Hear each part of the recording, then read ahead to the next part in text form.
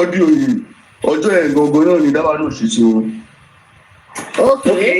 Yes. But what I'm saying is, damage control. Thank you. Whatever you call it. But nǹkan tẹ́mi sọ ni pé ìgbà tí Ayat tó gbé ọmọ yẹn ṣépè, she understand. Which I don't even see the reason why. After yẹn lọmọ yẹn bọ́ ta, like I said, tension, anger. Understand? No. But ṣàbọ̀ kọ́mi ti sọ síwájú tó bá yẹ pé ṣàbọ̀ kọ́mi ìwà ń sọ ń sìn pé bóyá tẹ bá gbé Wùmí ṣépè. I'm not talking about wọ́n gbé bàbá ṣépè, wọ́n gbé Wùmí ṣépè. This innocent boy, this boy. Oh, because no innocent jù nínú ilé. Can you understand? This boy doesn't warrant to be cursed at. Àní gbogbo ara ni mo fi hate kéèyàn máa ṣépè fún ọmọ ọlọ́mọ sẹ́. I hate it with passion now. Bàbá ò wá bọ́ ta kó sọ pé ẹ má ṣépè fọmọ yìí sẹ́ tó bá lọ́jọ́ ọmọ mi ń kọ́. Now ẹ sọ pé Wùmí pé bàbá ṣe mọ̀ pé private conversation. One question please. Yeah.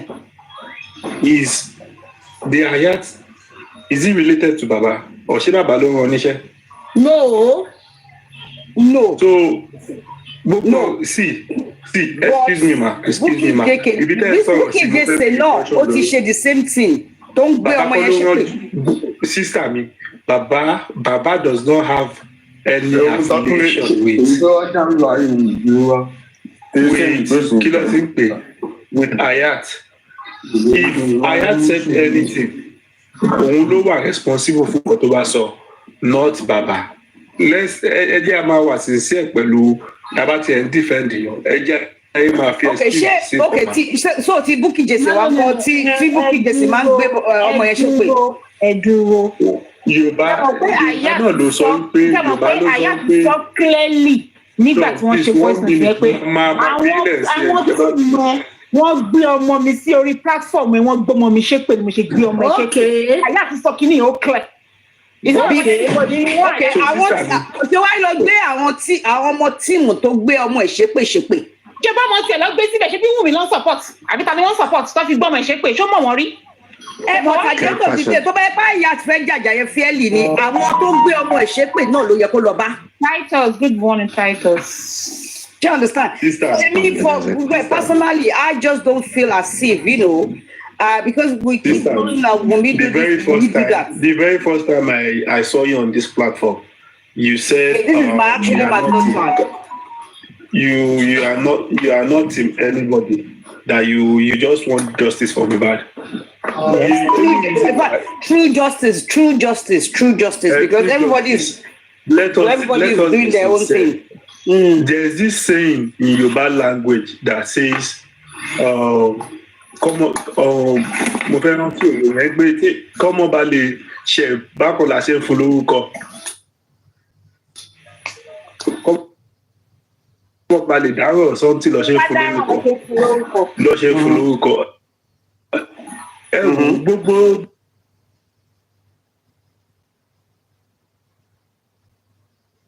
Gbogbo nǹkan tá à ń ṣe.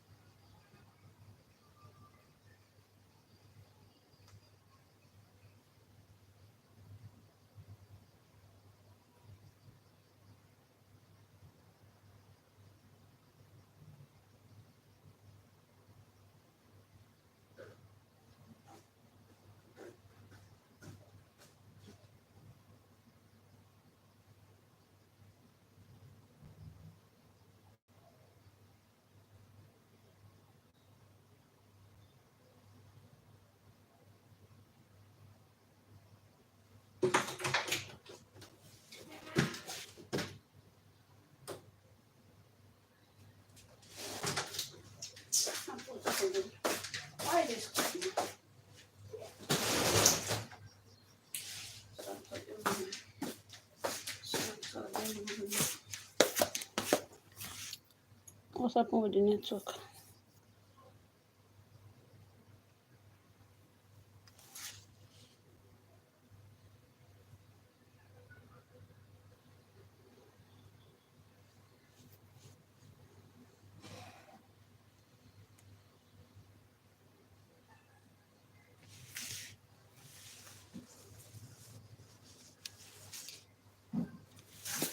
Oh, Jesus.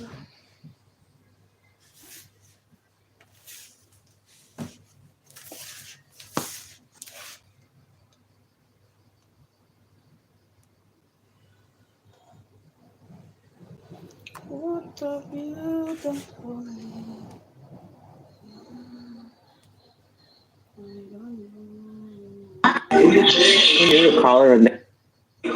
Sekarang kalau tekannya akan ada dum meesha ka soo jeeda iyo ciideedii inaan soo dhum. Okay, that's fine. Because at least now they've asked you like 2 or 3 questions. Instead of you to give a direct answer, there's a way you're going corner by corner and you're still insisting. Which one is corner by corner? What have you asked me that I'm going corner by corner? Please be straightforward with me, please. And that uncle said, Ayat could be OMOWUMMI. Okay. And we're trying to tell it like, this is the way it is. At least we're all saying how it is. Voice note, everybody was on that platform. We heard it with our own ears. I heard it too, yeah. Yeah. So we don't need to be twisting things. I'm not twisting anything. I'm just saying it. I'm just saying it. So what have I twisted now? If you say this is where I stand, I can't beat you. That is your opinion. No. Nobody can beat me. I'm my own person, you know. I'm saying that I can't beat you. That is your opinion. Look, but when they ask you a question, like, let's try as much as possible to give a direct answer. So what question I haven't directly answered? Stop, widow. Can I ask you one question? Because you trying to accuse the lady, the woman. Me, it is sorry. Àwọn fèjì tí wọ́n lè tó pẹ̀lú nípa tí. Ẹ̀yin ò tí sọ̀rọ̀ náà. Mo fẹ́ bèrè question ni because o play voice Wunmi. O play voice. Yes, I'm here. The music, I'm here. Good morning, everybody. But Jackie, sister, it's okay. I'll go after her. Thank you. I'll go after the Stop video yẹn ni. Ẹni ẹ̀ láìpẹ́ kéèyàn máa ṣe pé wọ́n fi kọ́ yín. And I like the way you said it. And the music played Wunmi voice. Kí ni Wunmi ṣe ń bẹ̀yìn? Ṣé ọ̀rọ̀ ló sọ? Then tẹ́ bá tún listen sí nǹkan tí mo sọ earlier pé when it comes to my child say indirectly or indirectly, if you come for my child, I don't care who you are. Okay, thank you for I will come for you. Thank you. So that and is I want to point something out from that woman said. Cherry Abiamoni. Nǹkan tó ń pè lábíàmọ́, it's not ọmọ tí gbogbo wa bá fi òbó wa tá dẹ̀jẹ̀ àtòbí sí ló ń pè lábíàmọ́. Because what's his name? Abasi said. We start again. I will put time. So it will make sense. Abasi said, even whatever Baba Mohbad said, if the results come out and nothing like that. Okay, you are referring to yesterday's one. Hold on, let me take I'm just asking you that you referring to yesterday's one. Okay. Let me take you back. Okay? And fact, a man and fact listing.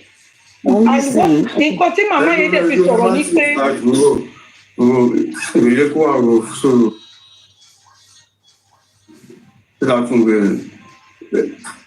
Start from Kid Fashions. 5 minutes. 205 minutes. You want me to go first? Yeah. No, let someone go before me because I'm not. I start from the beginning, so my makes sense. Okay. So what I discovered about the Stop Widow victimization is that I've observed you for like 2 occasions now. When they throw a question at you, you don't give a direct answer. And you're saying now that you don't like him, my shape from Olomo. Emigo like it. You can see that they didn't give me the space. I left JJ because my 8 arguments with the man taking also thorough. But in all your answers and observations, it shows that you're supporting me. That is your opinion. That is what you feel. But I come as a civil or one engineer really only a job. Shaping me shape to Babanye, shape with is it right? What answer did you give? You didn't give a direct answer. Instead of you to say no or yes, you're saying something else. Which abiyamo ni wa Yorùbá ni wa. Ebi wan béèrè lọ́wọ́ yín nísìn ma, ẹ má bínú. Ṣé bí Wunmi ṣe bá bàbá yẹn sọ̀rọ̀, ṣé all right or wrong? Ẹ má bínú ma. Okay, if I have to be direct with you, yes, because if I'm in Wunmi's shoes, perhaps I would do the same or even worse, to be honest. Because when it comes, hold on a minute, you asked me a question now. Okay, because you've answered me, and I love the way you answer me. But you are not. Okay, go on. And I love the way you answer me. But if let's assume that you're outside as a mom, with one of your kids are outside as a mom, and someone insulted you that way, how do you want that your child to feel, or how do you think he or she will feel beside you? I can assure you that me see any fiagbara me wole. It can happen. Oh no, whatever. Like I said, number one. When can you see that? Kind of okay, Masorello, keep going. Masorello, I don't have to talk. No, you've answered me, and I've pointed this is the kind of training you're giving women. That's why she's misbehaving. I'm sorry. Because let's forget it, whether in the year or nothing. Came out to me my long time is to come and insult Agbalagba. Because I didn't insult any level yet because me you train one and they will never do that. So that I'm expecting same thing from you because I can see that you're speaking Yoruba Gidini and the Boyo Badaga. Yes. So come on, bus stop, Agbalagba, how she mistake? Come on, you flare up. Won't you hold your child down? Number one, play up, but what I'm saying is this. Don't worry. Asabiamo, they need so. You job, so it's okay. No, what it doesn't matter. It doesn't matter. Asabiamo, anybody, so back there or what they shape indirect or indirectly, I don't care who you are, maybe she might wow ya to next person go please. It's okay. Let the next person go the music. Let me give him my own. Let me give him my time.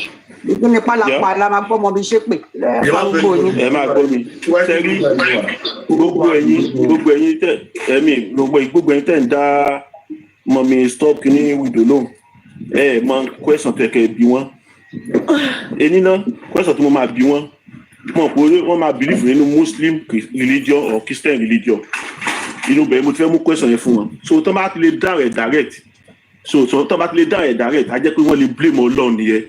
But all on Sunday or down here. Question you pé èmi náà ọ̀rọ̀ tí àyà ti sọ kò ṣe kó ṣe pé fọmọ Wùmí. Ó ní tó bá pé torí LIÁM ni wọ́n ṣe pa Mohbad. Èpè tó sẹ́ni yẹn tó bá yẹ pé torí. So ó ti ní kọ́má nínú.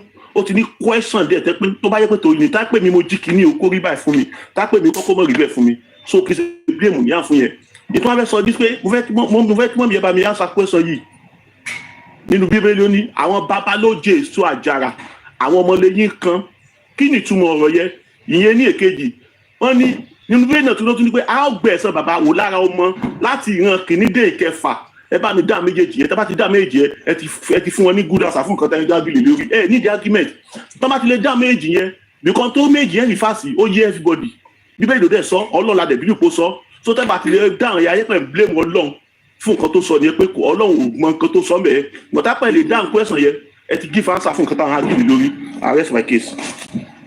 Right, according to Bible and Quran, nobody is Abi, shaking down, Abi, shaking sorrow, Abi, is somebody else coming here? If I down to pass it. Okay, to pass it for me. Okay. If I down to something. Please, any justice for mobile. This is the time of Prince. We are going to meet you. As in, hello everyone. Mine's going to be very quick. It's just, she's telling us to not do what? To not cuss this baby. I don't understand who's cussing the baby. This was a long time ago, and the person you're accusing did not actually curse the baby, like the last speaker just said. Your team is doing even worse. Why don't you go speak to them? Why don't you go advise your people as well? When they were bringing people's pictures up, cursing their own kids.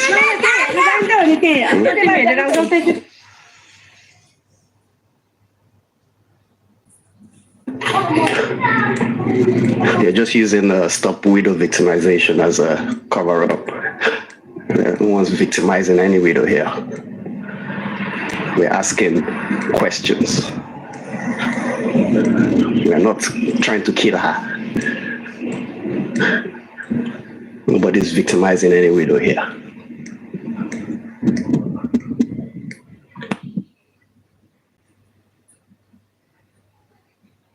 Yeah, to me, I don't like arguing with these people because the way they twist statement or changing the narrative. So you never see me argue with them, because look at the way that woman, look at the way she's talking, but let me tell you, morally, culturally,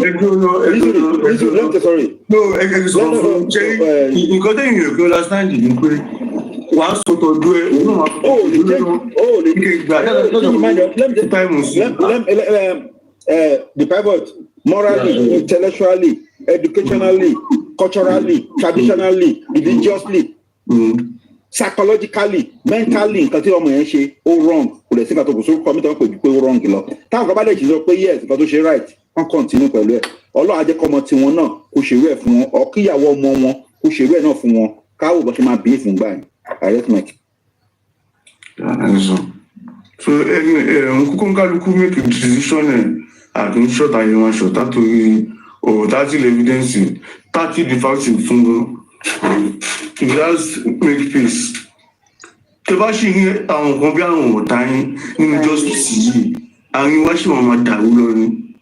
The music just inside sọ̀rọ̀ because I have to go now, please. Hold on, please, hold on. Don't carry along. Hold on. Tẹ bá ṣì ní àwọn èèyàn kan bí ọ̀tá, nípa òkè àwọn nǹkan kíní yẹn òun ló jẹ́ ká wà comfortable láti máa jà báyìí nìsín. Ìdòyìn pé a ti mú àwọn ọ̀tá ju àwádẹ́kẹ̀rẹ̀ ìmọ́lẹ̀ làwa kò yẹ ká máa ṣe bí wọn. Because bíbélì gan sọ pé àwọn tó ń ṣe wọ́n dàbí tiwọn. Another reason all this is still going on is because we are, as I would blame hosts, to be honest. We need to control. We need to not allow some certain things. Some people, as soon as you hear them and you know the kind of things that come out of their mouth, you should never have them up again. You should start to be able to decide that. There's some people that are not making any sense at all, and from once they open their mouth, it's just going to cause people with common sense and brain to basically react. So let me say something. If you want to engage with this team, engage with the one at the top. People who have their own dignity and personality. We won't support you. You can have a conversation with your enemy. You want to actually be a question, you to count as enemy. That means you are a weak man. Me, I understand. I agree. Countries don't love each other, but when not to the go now.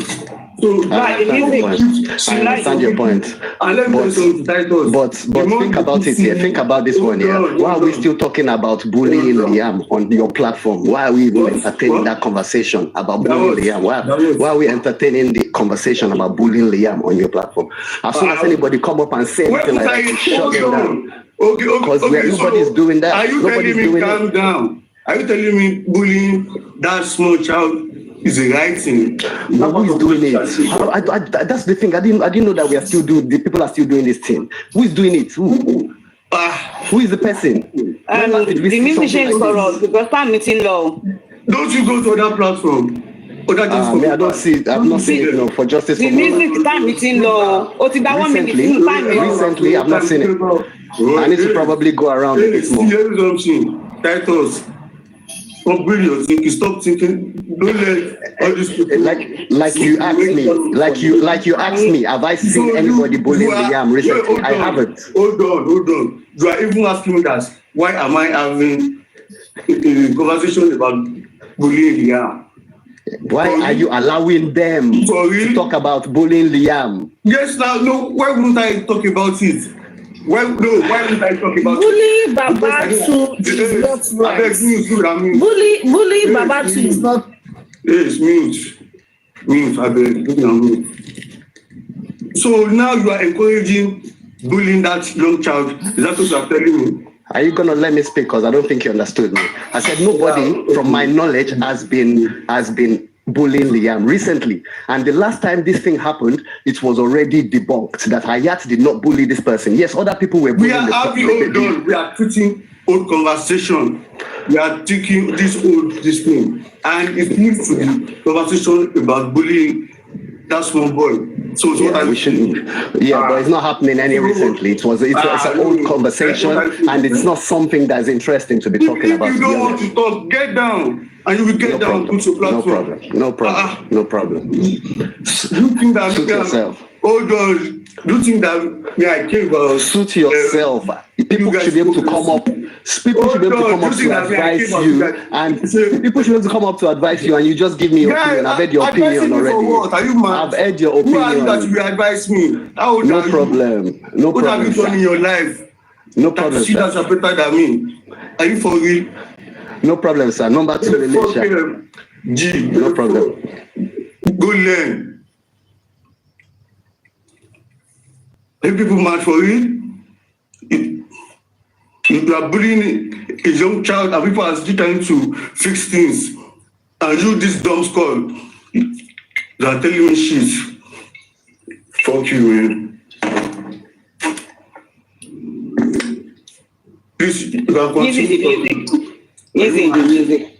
Don't worry. The same thing is the same guy says something like that on Suzuki's platform. And it's like they are trying to control how people run their platform. They can't control that. You know, they can go and open your own now, so you can talk on any topic you want. You understand? Anyway, back to whatever we are saying. You understand?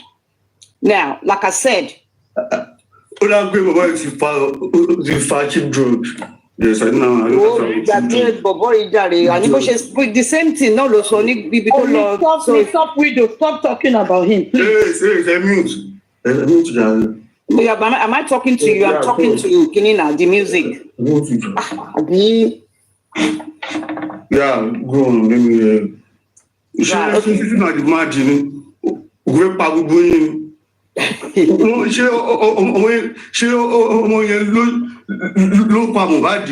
Exactly. I know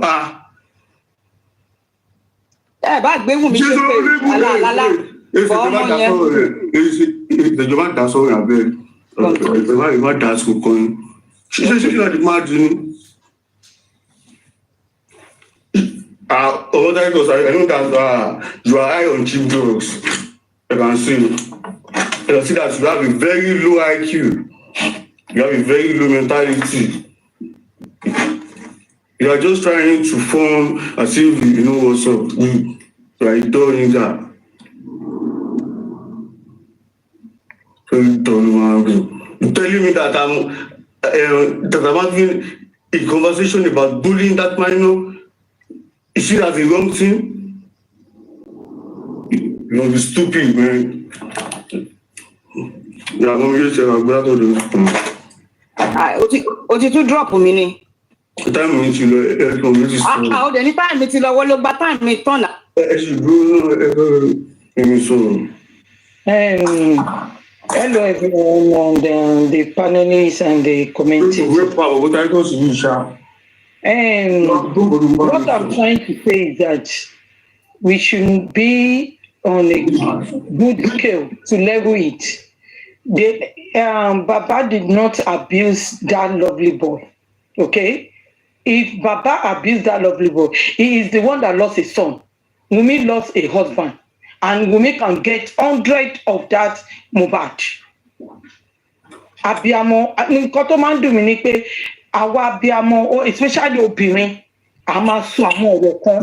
Ẹ ń sọ wípé bàbá yẹn báyìí. Èmi ò support bàbá o, I'm here for Mohbad. But tabago in our culture, that is the question I'm asking now. Wunmi ò ní right láti pé tí bàbá yóò bá record and kò ń ṣe ọjọ́ yẹn nìkan ló ti ń pe bàbá yẹn. Many tó ti ń pè but bàbá yẹn mọ̀ record kíní yẹn ni. Kọ́ lè fi wòye pé nǹkan tó ń ṣẹlẹ̀ rèé tó ń búlì ẹ̀ lábẹ́lẹ̀. Ó sọ pé ṣé bó ṣe pa ọmọ ẹ̀ nìyẹn ṣé bàbá ló pa ọmọ ẹ̀ torí ta bá sọ ń sìn you people will say bó ṣe mean ẹ̀kọ́ nìyẹn. I'm not happy tẹ bá ń try láti defend Wunmi bó ṣe mean ẹ̀ báwo ọ ní ọ̀rọ̀ bí ẹyin ni kò ṣe kó mọ́ ta bá ti sọ kò ṣe kó mọ́. How can a so-called daughter-in-law tó pe bàbá ẹni tí ó mọ̀ pé ọmọ ẹ̀ ó kú sínú ilé kò sí níbẹ̀ tó wá ń sọ pé bẹ́ẹ̀ ṣe pa promise ẹ má pa ọmọ òun ṣé bàbá yẹn ló pa ni? Because that voice note tí kinní play lẹ́nìí tó play láàárọ̀ yìí sínsìn ọmọ lẹ́pẹ̀ yìí bring out tún bẹ̀ wípé àwọn tó ń bú ọmọ ẹ̀ ṣé bàbá wà ń bẹ̀ ni? Ṣé bàbá Mohbad wà ń bẹ̀ ni? Àbóhùn ló fún àwọn èèyàn ní consent kó máa bú Liam. Ẹ jẹ́ sọ̀rọ̀ síbi tí ọ̀rọ̀ wà. And ìgbà tí ajá ti sọ like what èèyàn kan sọ àjàbí tó bá jẹ́ pé ẹni kò mọ̀ ń pa ikú Mohbad ni ajá ti náà sọ. And tí Bukky Jesse bá bú ọmọ yẹn èmi ò fọwọ́ sí pé kán bọ́ ọmọ. I always say that. But tó bá bú ọmọ yẹn ṣé bàbá ló ní kó bú àbí torí pé bàbá ló ń pe bàbá ò pè sórí anybody. People called him. And he's someone that looking for justice for his son. So any angle ló ti máa look for justice. So ẹ jẹ́ ìwọ̀n kankan tá a máa ń dájọ́ obìnrin ni wá àgbàlagbà dẹ̀ ni wá ẹ jẹ́ àsọ̀rọ̀ síbi tọ́rọ̀ wá. Èmi ò láìkì kí ká wà. There is a queen mother was here yesterday first time tí máa bá woman yẹn interact nìyẹn. Ó wà ní neutral. That woman is neutral. Because we ask some question that woman answer it straight away. Wọ́n lọ kọ́nà. Ẹ̀dẹ̀ máa ní ẹ̀fẹ́ wà kíní òótọ́ ọ̀rọ̀ lè sọ. Òótọ́ ọ̀rọ̀ ní in what way? In Yoruba culture, your in-law call you and talk to you like that. Ẹ jọ̀ọ́, Mrs. Top Widow, your in-law called you and talk to you like that. That because your enemy, you are looking for justice for enemy of your destiny. And your in-law called you like that. Ẹ má jẹ́ a máa fi nǹkan gúnra wa. Bàbá yẹn ẹ tún ní àgbàyà ni pé àgbàlagbà tí kò ṣe kìíní kí ló ó lù sí ọmọ màá nìyí. Ẹ jọ ń torí Ọlọ́run èmi ò side anybody but for the fact that pé bàbá yẹn lù ọmọ ẹ̀ ló lù ọmọ ẹ̀ kò ń ṣe ọmọ lọ́mọ. Tó bá òun ni mo sọ lánàá pé tí bàbá yẹn bá ń ṣe ọ̀rọ̀ sọ gan ó tó bẹ̀ because mental state ẹ̀ wọ̀ okay tó bá go back ìgbà tóun àtọmọ ẹ̀ tó ń pọ́n rúùfù tó lọ́ ń kọ rúùfù. Prime boy said it ní àpapà Mohbad máa pọ́n rúùfù. Gbogbo àwọn nǹkan bẹ́ẹ̀ yẹn tó bá ń go back sí gbogbo nǹkan tí òun àtọmọ ẹ̀ iṣẹ́ táwọn òun àtọmọ ẹ̀ jọ ṣe. Iṣẹ́ yìí lẹ́bàá tọmọ yìí ni ọmọ tó kù yìí ni. Ọmọ kú ọ ní kó wá wò kú ọmọ ẹ̀ lẹ́lẹ̀ kí lè sọ yìí. Ẹ wá ní Wunmi nílà láti máa sọ̀rọ̀ bẹ́ẹ̀ yẹn sọ ẹnu bàbá ọkọ ẹ̀. Ẹ jọ nítorí Ọlọ́run Yorùbá ni wá.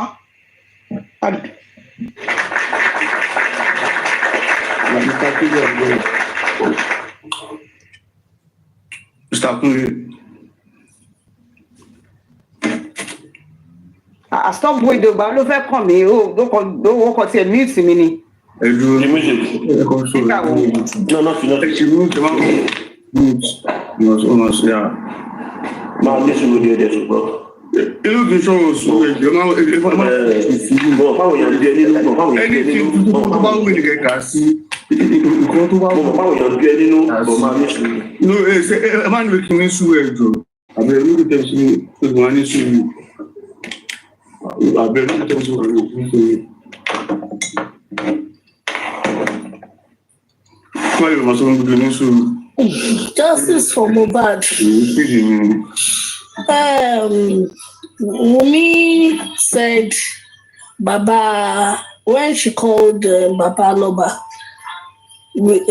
she called and there's a way, Baba Tikumba pa LIÁM, Tikoba Shomomi, Tikoba Shokomi, Kuma Pai Baba. After then, she now did this damage class. She now did damage control with Dawa class. She now said something in the voice note again that anybody that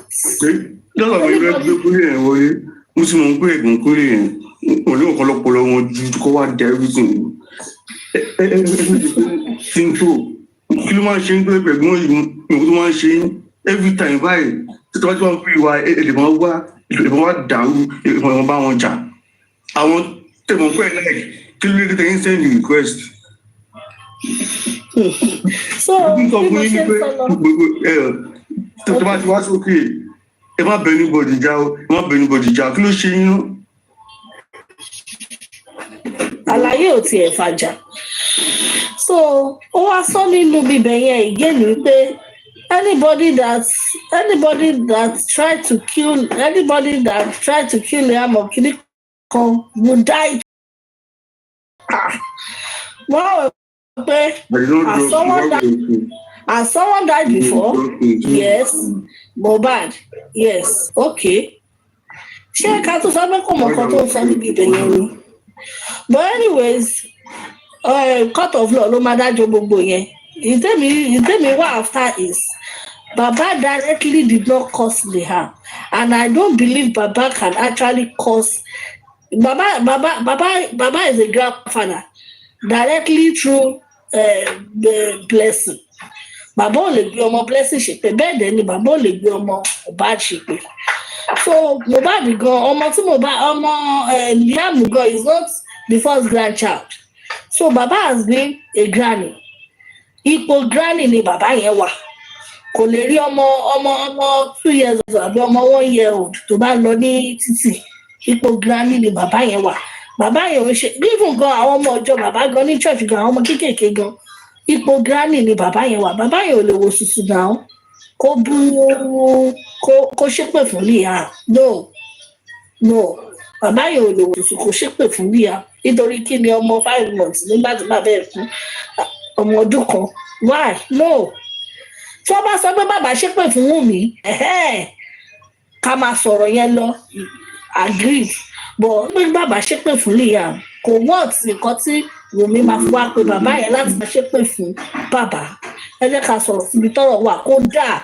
Nǹkan tí ò dáa because ìbátan ọ̀gá tí bàbá yẹn ò lè ṣépè tèmi mọ́ o.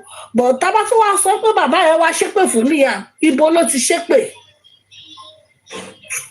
Kó wá mú bàbá ọkọ ẹ̀, kó wá rí bàbá ọkọ ẹ̀ lépè tó yẹn. In fact, her face no shine.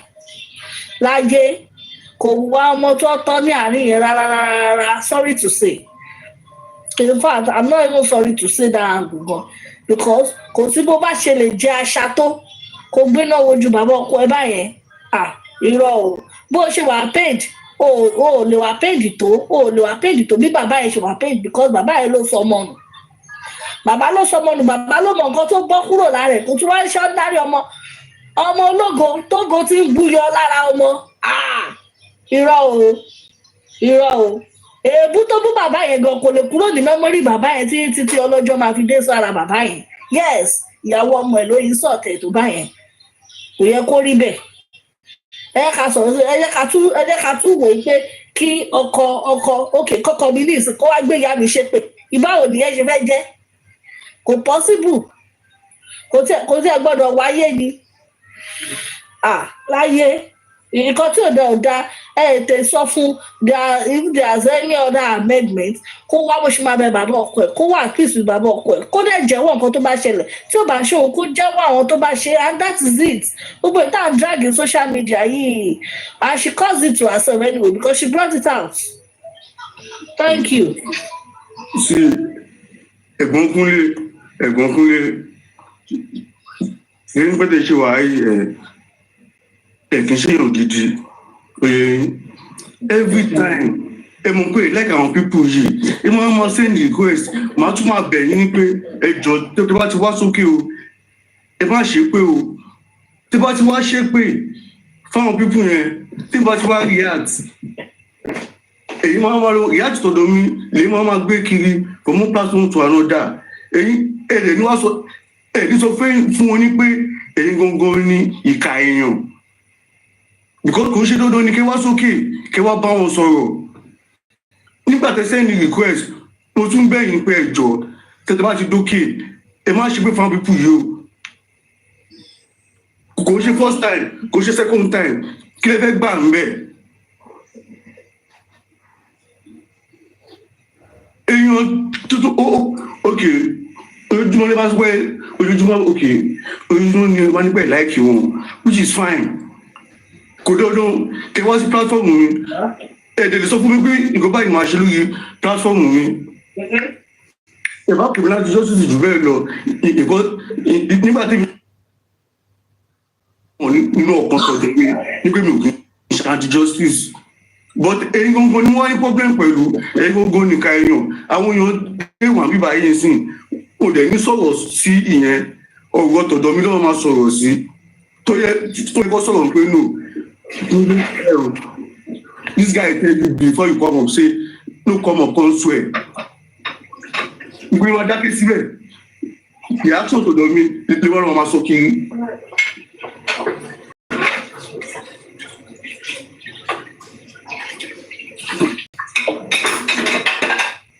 Can talk now, stop video. Talk now.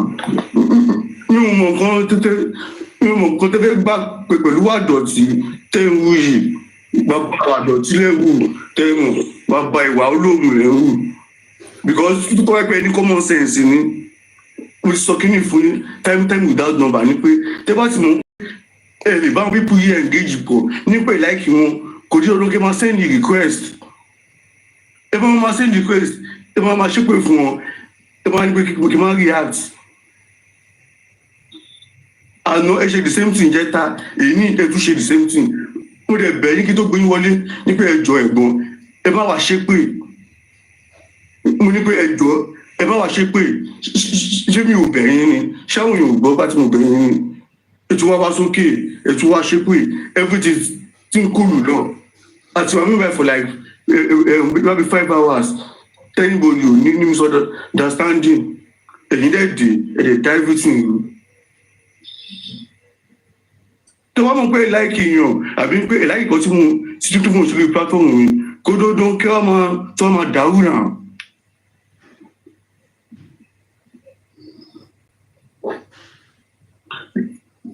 ìpínlẹ̀ ìtọ́ ìwà yẹn wọn kí ń engage pẹ̀lú wọn ìyọ̀wá mi pé kí dípò sí wọn máa bú wọn.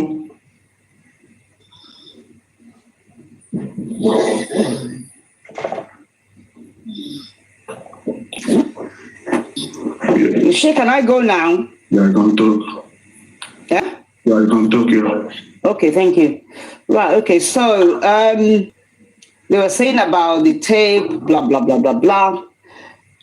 But like I said, it's not as if I'm dodging any question. No, I will full front. I will say what I say and I will stand by it.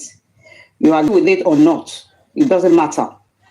Now, if I want to earn respect, If I want to get respect, you have to earn it. Ìbá jẹ́ ọmọ kékeré, ìbá jẹ́ àgbàlagbà. Pẹ̀lẹ́ lákòó ló bí. Now, ẹni tá bá nà lára ń ta. Yes, Baba Mohbad lost the child. Okay. Yes, Baba Mohbad lost the child. Wunmi also lost her husband. And Liam also lost his father, that he will never see again. Now, when there is trauma, when there is anger, when there is a loss like that, there will be hunger on every aspect. Ẹ jẹ́ ká wá gbà pé okay, maybe ọmọdé tó bá ń ṣe bí ọmọdé kí àgbà náà ṣe bí àgbà. Because we are not all perfect. And that guy that was referring to Bible, pé ṣé nínú Bible àti Quran, nobody no one faithful níwájú Ọlọ́run ọba Elédùmarè. We all are sinners. But you can't stone what death. It's all about correction. So for me, when it comes to my son, when it comes to my child, I repeat, I don't care who you are. Even my own mother. You don't place my son at arm's length. Whoever doesn't like my son, whoever is hating on my son, none of my family will be friends with them, because that Baba now come out and say, oh, Emma Magbi Omo Ishepe, after all, is Omo Mueni until proven otherwise. Ayati did it. Bukky Jesse did it so numerous times. In not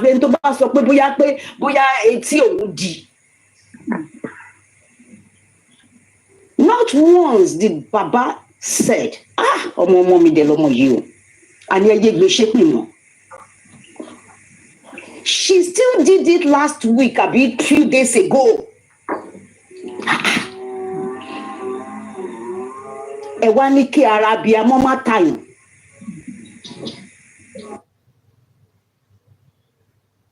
Wunmi did what he did, though. Because like I said, I would do the same or even worse. I don't care who you are.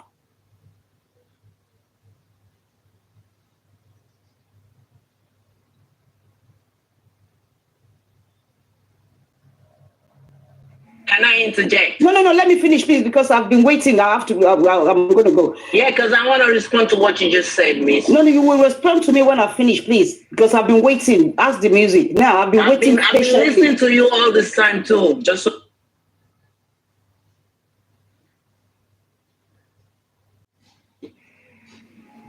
ọmọ yìí gangan ó jọmọ Mohbad o kò jọmọ Mohbad o.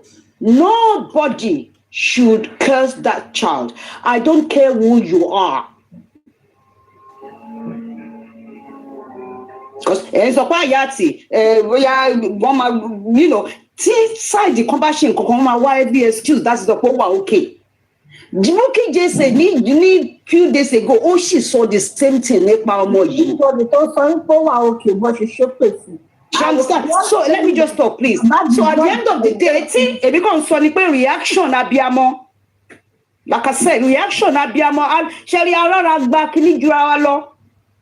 Ẹlòmíì sì ó lè gbọ́mọ ìṣépè kó kàn máa ké sínú pé èmi kíní kan ẹlòmíì ò dẹ̀ ní. Èmi ò ṣe pé kò ṣe wá send voice notes Bukky Jesse tó bá ṣe.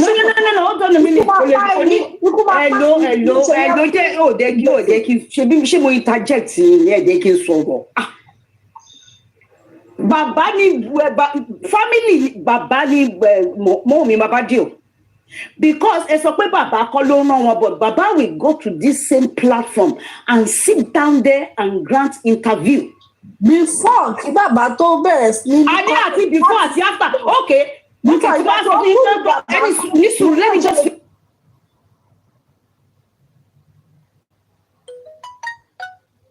Wùmí ò ṣe jáde nígbà yẹn. No, we are talking ọmọ ẹ̀ ló ń gbé ṣépè ò kì í ṣe pé ṣé mo pé kò sọ pé torí pé wọ́n ń gbé òun ṣépè ọmọ ló ń sọ o. Ẹ má jẹ́ ká máa divert kìíní ká má mix it up. Ọmọ lèmi ń sọ mo ti sọ síwájú pé ẹ bá gbé Wùmí ṣépè wà láàrin èpè apelépè ni. But ọmọ yìí is aláìṣẹ̀ kò mọ anything. Nothing. Ní tọ́mọ yẹn ṣe jáde nìyẹn. And that is why I will stand behind her. Ipe asabia alẹ́ ni a ṣe worst ṣe gbàgbé òṣì. When it comes to my child, kò sọ̀rọ̀. Torí náà ní ìṣe ní ìlànà mi kì í ṣépè fún ọmọ ọlọ́mọ láyé mi. Time up. Yeah, fix no so. So, get consider round up kí n máa lọ tèmi. Miss, we've heard you all this time, Miss. We've heard you all this time. And the all set time up, please. Okay? Let somebody else have an input, you know. We've heard you. I feel good. Ó fẹ́ ká rẹ̀ gbọ́mọ ṣépè. Wọ́n ní Wùmí ìgbéyàn kan. Anyway, we agree sí ọ̀gbẹ́yàn kan ṣépè o, but. Hello? Is she there? She has gone. She has gone. But okay, I agree. What I want to say is that good morning, everybody. I agree that Kukoma shape performer. That me too. I support her on that because I don't believe that. But at the same time, all these points she's making, like Benpe, you know, Baba should stop this, Baba should stop that. But the same way people that support her, that support Wumi, but she be Baba shape, don't be Mohbad gan, don't my toti ọmọ tó ti ṣaláìsí gan. Don't gbé Mohbad gan ṣépè. Check it. So like, what has she got to say to that?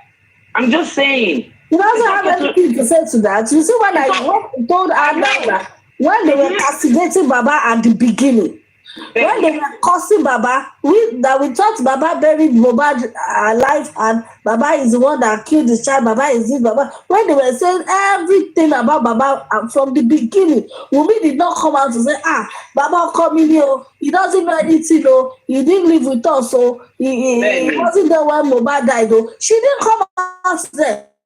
But when it was that her own son, someone 26 years old, people are just heartless. No, they're just being biased. It's okay to support anybody, like I said, but please let's stop being biased. Let's stop putting all this stupid sentimental nonsense onto it, you know. And talk about Mohbad and Amberi, man. That's why she can't just there rambling, going all over the place. But you know, I like to give people the respect for them to talk. She gets. So and I hear you guys and Sister Tunsoron say, guy, you know, you keep interjecting her. She get. But that's just my own thing. Fine. Emi go support commercial for money. No lie. Abiamo limit. Abiamo ni gbogbo wa, but everybody's different now. Everybody's different. No sense in you. Nínú gbogbo ọmọ yẹn nìkan ni, and that's why we need that as a weapon. She's using that child as as a bait near everybody. And nobody is even falling for that no more. It makes up but to my Wunmi, wallahi 24/7 ni. The fact that I'm a lover of Mohbad and you call my do me. And you claiming she's claiming that's her husband. Bó ṣe wà wọ́n bí dá kó grant interview wọ́n bí dá kó lọ TVC abọ́sibọ́ sí pé kó lọ sí gbogbo ibi tí bàbá lọ wọ́n bí dá kó pìkì kọ́ọ̀lù bẹ̀rẹ̀kẹ̀tẹ̀ bó ṣe wà yẹn. She can't. Nǹkan tí Wunmi ṣe. Gbogbo nǹkan tí bàbá yẹn ti jẹ́ for justice. She can't do anything. She's not glaring, you know, but our government Lagos State that they're not being proactive. Because who the hell is Wunmi? Who the hell is she? You can't even say nothing. Our industry gods and all that. Wunmi no rule in 2024. Wunmi Makanaki. No, she's nobody. It's the people that support the police, whatever. I want not funny all this.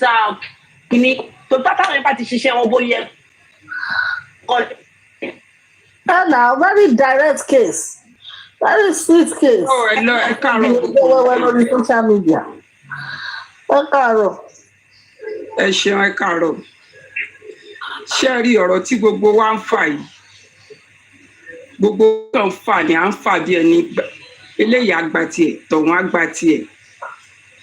A kàn fúnra wa lẹ́bi tí ò tọ́. Kò dẹ̀ yẹ ká fúnra wa lẹ́bi.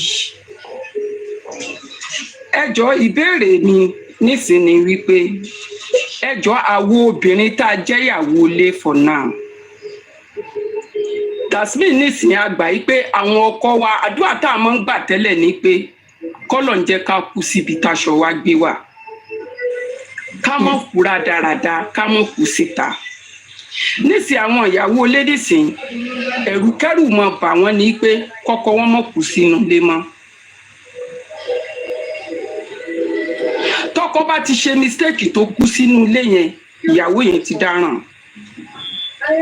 Tí kì í bá ṣe wípé Mohbad ó ti already ní àwọn ẹni tó ń nà káàkiri, ó ti ná ta tẹ́lẹ̀. Tí ikú yẹn bá wá ka mọ́lé unexpected tásìkò tó kú, ṣé wọ́n máa mú ìyàwó ẹ̀ náà ní pòun ló pa? Yes, ma. Tó bá jẹ́ pé nǹkan kan ṣẹlẹ̀ nínú ilé, ó sùn kò jí mọ́. Tẹ́gbọ́n mà, ó sùn kò jí mọ́ wà. Ó sùn kò jí mọ́. Ó sùn kò jí mọ́ ó wà. Ọ̀fọ̀ bẹ́ẹ̀gì ó wà. Ó jẹ nǹkan kan ni ó wà. Obìnrin yẹn á ní àlàyé láti sọ. Á rí nǹkan kan láti sọ. Nǹkan kan ló ṣẹlẹ̀ tó fi pe nọ́ọ̀sì náà. Kí ni nǹkan tó ṣẹlẹ̀ wọ́n ò ní sọ?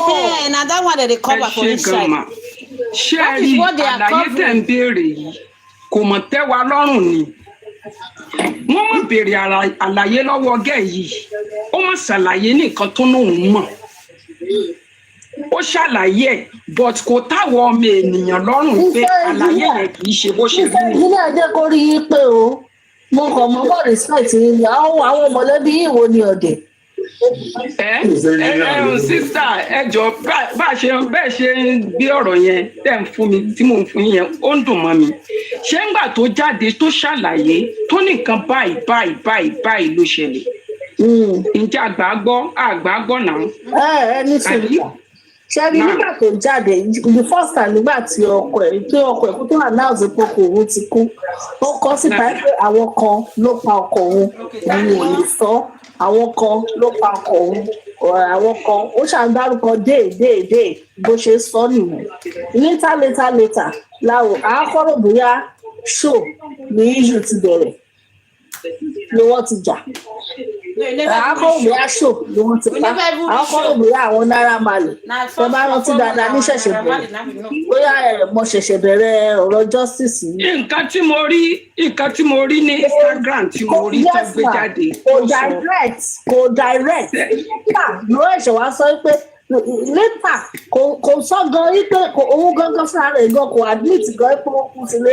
Ìgbà táwọn èèyàn wá make findings pé inú mọ́tò ni wọ́n ti announce pé bọ̀bọ̀ ẹ̀ ti kú. Ṣé kò ṣe pé wọ́n jà láti ibì kan? Bẹ́ẹ̀ bá rántí dáadáa pé Naira Marley àti kiri àwọn tó búlì lọ́wọ́ kan sọ kò sọ kó tó pa ọkọ sínú ilé, kò sọ pé ọkọ kú sínú ilé. Ó sọ pé Naira Marley. Dísìn yìí gan kò tí ì sọ pé ọkọ ẹ̀ kú sínú ilé gan dísìn. Tó bá notice àwọn ọ̀rọ̀ ẹ̀ àti nǹkan tó sọ ní CCTV ó ń contradict ọ̀rọ̀ ara wọn, ó ń contradict. Dísí nǹkan kò tí ì sọ pé ọkọ̀ òun kú sílé, ó sọ pé nígbà táwọn lọ ní ọ̀nà driver lórí parọ́ ọkọ̀ òun tutù, driver lórí parọ́ ọkọ̀ òun tutù. Àti Ìyábọ̀ Òjó ló wá jáde lẹ́nu wọn recently pé ọkọ kú sílé. Whereas analysis táwọn host ti ṣe káàkiri ó ti jẹ́ ká mọ̀ pé ọkọ kú sílé. Bẹ́ẹ̀ get me ma. Mo ń gbọ́rọ̀ yín o. Ìyá ó sọ wípé ọkọ òun ó accuse bàbá ọkọ ẹ̀ wípé bàbá ó mọ̀ nípa bí ọkọ òun ṣe kú pé bó dẹ̀ ṣe pa ọmọ ẹ̀ náà ló ṣe fẹ́ pa ọmọ ọwọ́ òun. So wọ́n dẹ̀ tún béèrè lọ́wọ́ mi pé báwo lọkọ ẹ̀ ṣe kú, kí ló ṣẹlẹ̀, ìwé ìwàlàyé ẹ̀ kan ṣe. ó dẹ̀ tún sọ níta ọgbà ó lè sí kọ́ ó àfíìs bàbá oníbàbà ó ní rárá ó wọ́n ní sọ àwọn owó àti bàbá oríṣiríṣi òun kò àwọn òkìjọ sọ̀rọ̀ wọ́n ní kí ló tí wà àti bàbá òun kò sọ̀rọ̀ ó ní ẹ̀ nítorí ọ̀rọ̀ placenta ibi ibẹ̀ lọ̀rọ̀ DNA ti jáde Wùmí gangan kò sọ irú ikú tó pa ọkọ ẹ̀ síta yes ma tó bá rẹ́ pọ̀kọ ọkùnrin yẹn ó fòkò jùmọ́ nínú ó fòkò jùmọ́ ni o àwọn kan ló wọlé ni wọ́n gun lọ́bẹ̀ mọ́lẹ̀ o kò ní àlàyé tó dára tí pé nǹkan báyìí. nǹkan tèmi tẹ̀lé béèrè lọ́wọ́ yín nǹkan tèmi tẹ̀lé béèrè kan ni pé ṣé bàbá ọkọ ló pe nọ́ọ̀sì tó wá tọ́jú ẹ̀ ńlé tó wá tọ́jú ọkọ ẹ̀ ńlé ṣé bàbá ọkọ tí wọ́n fi bàbá ọkọ tí wọ́n fi aláàfà wọ́n ti pe aláàfà wọ́n ti pe family Mohbad oní spendi òun ló pe nọ́ọ̀sì. family ta ló pe nọ́ọ̀sì. family bàbá oní spending. báwo ni family bàbá ṣe jẹ́. family bàbá ní spending. family bàbá spending ọ̀rẹ́ Mohbad ní spending kò ṣe family bàbá. kò ń ṣe family bàbá wọn ní láti lọ lọ́wọ́ èèyàn dáadáa tó kàn gba kéèsì yìí nìyẹn tẹ́lá bí nǹkan tẹ̀ ń sọ nìyẹn mọ̀ kàn gba kéèsì yìí spending ní family bàbá ní spending. family bàbá ní spending ti jáde. ṣálọ̀ bá ní spending jẹ́.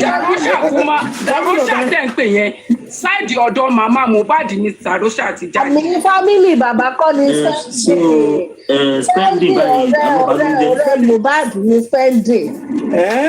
ókè àgbà yí pé ọ̀rẹ́ Mohbad ni ọ̀rẹ́ Mohbad ní spending mo gbà títí yín bẹ́ẹ̀ ṣe sọ. ṣèbí nọ́ọ̀sì jáde kí ló ṣe bẹ́ẹ̀ ṣe mọ́ pariwo spending pé níbo ló ti rí nọ́ọ̀sì báwo ni nọ́ọ̀sì ṣe jẹ́. ẹjọ́ ní sùúrù ẹjọ́ jẹ́ kí ẹ explain ọ̀rọ̀ yìí fún madam yìí ẹ kì í fi sọ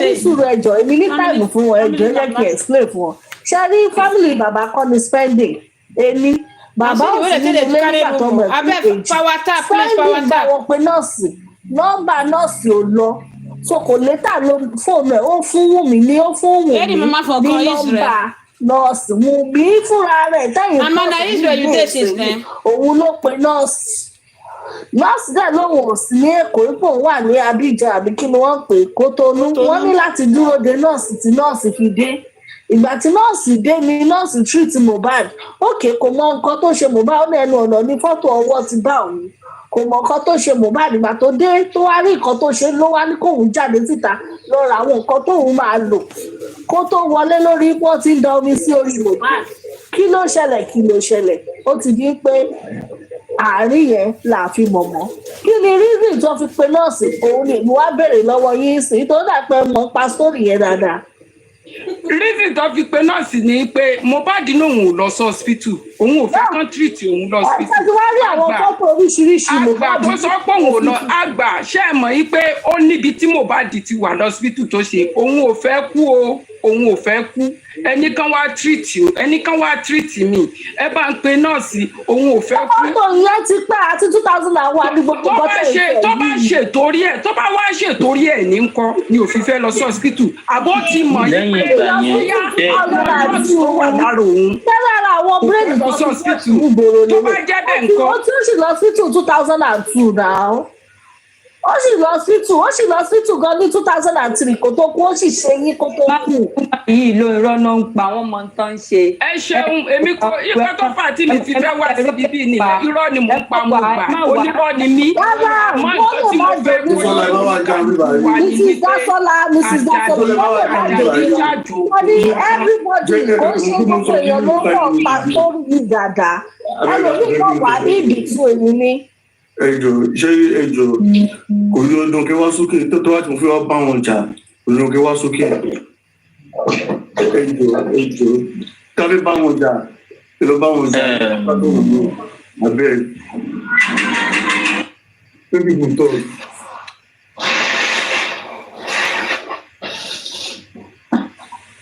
kò sẹ́nìbọ̀dì tó ń bá wọn jà kọ́tẹ́mì kàn tà láti sọ ní pé this woman does not know the true version, the full version of the story. That's why I'm telling Mrs. Dasola that she should calm down for us to let us tell this woman about what actually happened. I mean, the full story that is actually going on.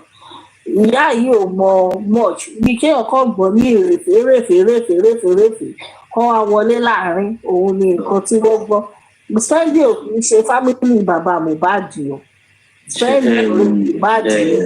Oyinkan, the more you try to engage her in this, the more she will start bringing things to confuse you, and I don't want us to be confused here because Bojiman be ọ̀rọ̀ tí ò ṣe kíní káàkiri, which is not good. Mommy, simple question ni, kí ni ìdí tí wọ́n ṣe pe nurse? Àbí? Kí ni ìdí tí Wùmí sọ pé òun ṣe pe nurse? Kí ló ṣe?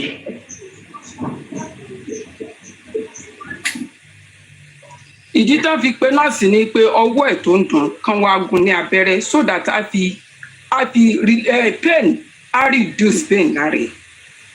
Ẹ jọ láti ìgbà tán ti ń nà ẹjọ́ máa mo fẹ́ bèrè kọ̀ọ̀kan lọ́wọ́ nígbà tó mo fẹ́ bèrè kọ̀ọ̀kan gbogbo bá ṣe nà ṣé oníkálukú wa mo bá ṣe ń tírìtì ara wọn.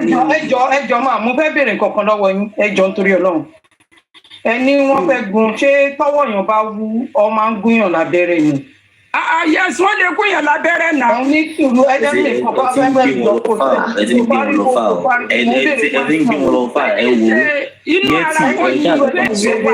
inú ara ni pẹ́ẹ́nì wà ó wù dùn mí. Ó ṣe lọ́wọ́ ni náà. Ó jọ̀nù madam, you are not there bóyá ó ṣe nǹkan tó ń sọ fún wa ni ẹ má sọ bíi pé you are there. Kò yé yín, and secondly ẹ sọ pé spending ni ó ní nọ́ọ̀sì àbí òun ló pe nọ́ọ̀sì àbí òun ló ní nọ́mbà ẹ jọ nítorí Ọlọ́run ẹ jẹ́ má jẹ́ apply kìíní. Ó ló fún wọn ní nọ́mbà kan pé nọ́ọ̀sì.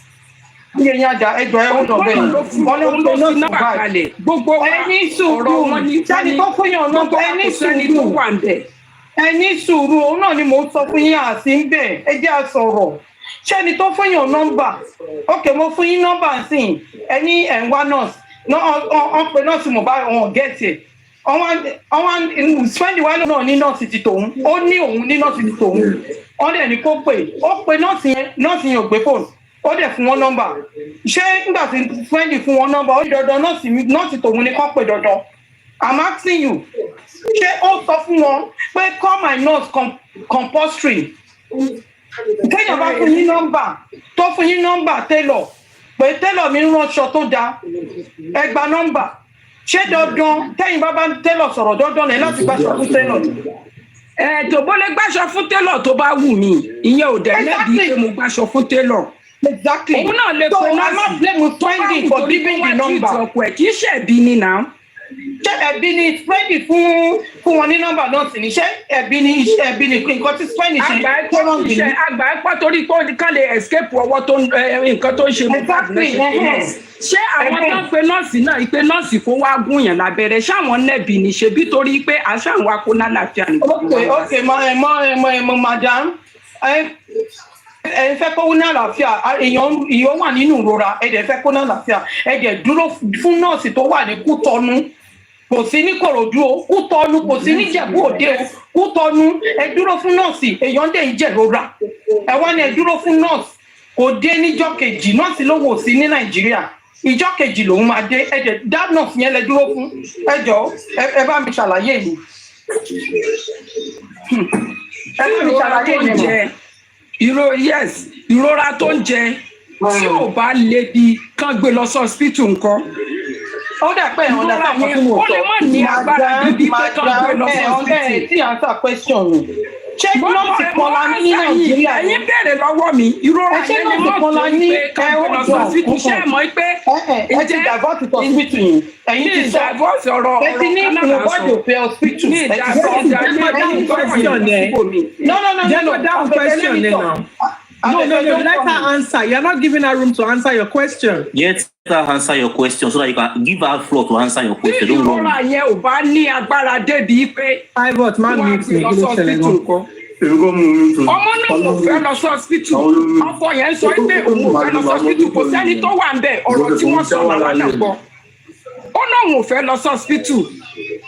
Olófà tó fi pe another nurse tó wá gún lábẹ́rẹ́ nínú ilé. Ṣé ẹ̀bi ni nítorí pé wọ́n ti fi nọ́ọ̀sì mi pé kó wá gun lábẹ́rẹ́ nínú ṣe bẹ́ẹ̀ ti sọ̀rọ̀ tó ń sìn ẹni olóhùn fẹ́ lọ sọ́spítù ẹni ṣe ẹ̀bí ni ó dúró wọ́n dẹ̀ lọ́n láti dúró di nọ́ọ̀sì tó máa wá láti Kútọ̀nù sí Nàìjíríà ṣé kò sí nọ́ọ̀sì kankan ní the whole Lagos State ní the whole Lekki area àti mo ti accept nsìn torí Mohbad cannot come and defend himself and Mohbad have attend several hospitals and is it the only one nurse we got in Lekki area more Aja? I'm not even saying the whole Lagos State now.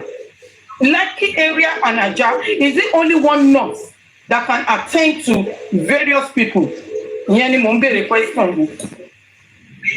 Kì í ṣe pé nọ́ọ̀sì kan náà ni bọ̀ ṣebí kan tó fà á nìyẹn tán fi nọ́mbà nọ́ọ̀sì kan kalẹ̀ pé ok ẹ pé léyìí tèmi use spending ni nọ́ọ̀sì tó ń treat èmi nọ́mbà ẹ̀ ni mo ti pé kò gbé set ẹ pé léyìí tèmi use ẹ pé nọ́ọ̀sì yìí ìpè kò wá ṣiṣẹ́ wọ́n dẹ̀ pé nọ́ọ̀sì yẹn ó wá treat ẹ̀ ó gún lábẹ́rẹ́. Madam, ṣé nọ́ọ̀sì yẹn wá treat immediately? What are you talking about? Kí lè ṣe? Nọ́ọ̀sì tí kò tó níjọ́ kejì lòún máa dé ṣé immediately ni nọ́ọ̀sì wá treat ẹ̀? ṣé nọ́ọ̀sì tí spending fún wọn ní nọ́mbà ẹ̀ olówó ní Kútọ̀nù àbí tí mo bá dé wà? Ti Kútọ̀nù. Nọ́ọ̀sì spending ló wà Kútọ̀nù. ló wà ní Kútọ̀nù.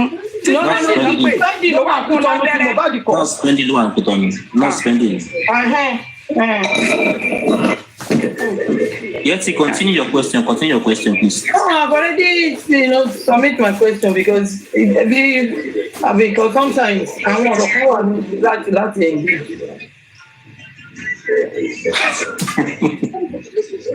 Yeti, jẹ́ kí n sáré dáhùn question tó béèrè yẹn real quick. Tó bá máa jẹ́ kí n sọ̀rọ̀. So yes, Nurse Mohbad was not available, so they opted for Spending's nurse. Now, don't forget that in all the conversations that we've had regarding Mohbad going to the hospital and that, number one, Atigbokwe Mohbad, Mr. Lona. Number one, Atigbokwe Mohbad need trust issues from some of the things, the incident that has happened at the hospitals where he has had to go take treatment. What that means is that Mohbad will believe in the hospital, will believe hospital and that's why Mohbad had a home nurse to treat it over time to their trust. Now, in the absence of that nurse, only nurse also bear in mind that Mohbad was not like crazily in pain or ill or like that, because even Abure Adura Sokpe, it was still okay, it was still all right. However, there's an injury, don't feel any concern, and they needed somebody to come and treat him, somebody to come and have a look at it. It's not like Mohbad no, because his brother and his friends that were present said it clearly. He was okay, he was still functioning. So, it wasn't an emergency that needed somebody to come to his aid immediately. No. He wasn't unconscious, it wasn't an emergency, he was still functioning, it was still okay. Now, if this was a situation where they feel like this injury is so big that, is like becoming an emergency or is beginning to, they're like scared, I don't think they're going to keep him at home. Remember that day also was Liam's 10 months birthday. Yeah, where they were emergency. So if waiting for Spending's nurse, who is in Kútọ̀nù, who Spending knows, Spending mo trust Spending. Okay, my brother not Spending could treat me. My fault among me for that. So that's to answer your question. Even if they stop, we are not faulting among me. Okay, so even if the nurse is in people in that house, okay, so even any name. Okay, beautiful. So even if the nurse is in Kutuwenji, I don't think it is fair to blame the people in the house. Yes, they are all adults, but you must also understand that Mohbad himself is an adult. At that time, Mohbad was functioning, and Mohbad could have made a decision. He was not in excruciating pain. But everybody that has given a statement, everyone who was there present, said even the morning of Ojotino Seyiwa, Mohbad was still okay. He was fine. So, to my emergency, yes, I get it how we can all begin to question, ẹni tó dùbúlẹ̀ àìsàn tí ò lè dìde láàárọ̀ tó wà in pain, tó ń sunkún pé ara ń ro òun tí ò lè gbẹ́sẹ̀, tí ò lè gbọ́wọ́ ẹ̀dẹ̀ fi sílẹ̀ nínú ilé, yes, we will raise that as a concern.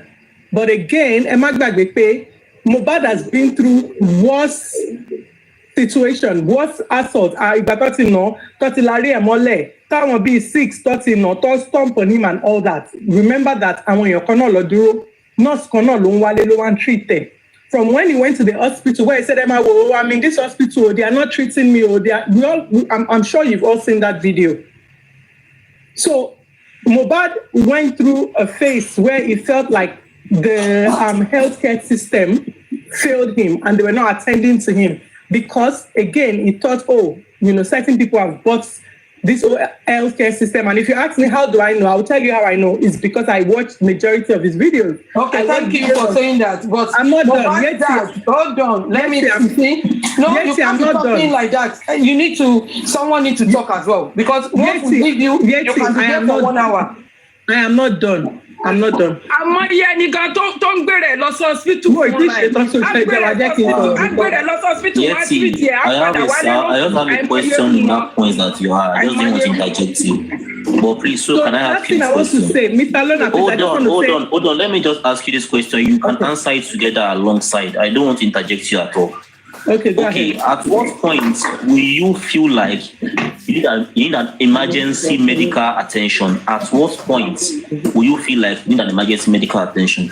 Because this one that we are all saying now that he was ill and hearty, he can speak for himself, he can talk for himself, and he was feeling that severe pain, and he couldn't say, okay, people need to start letting me go to the hospital now.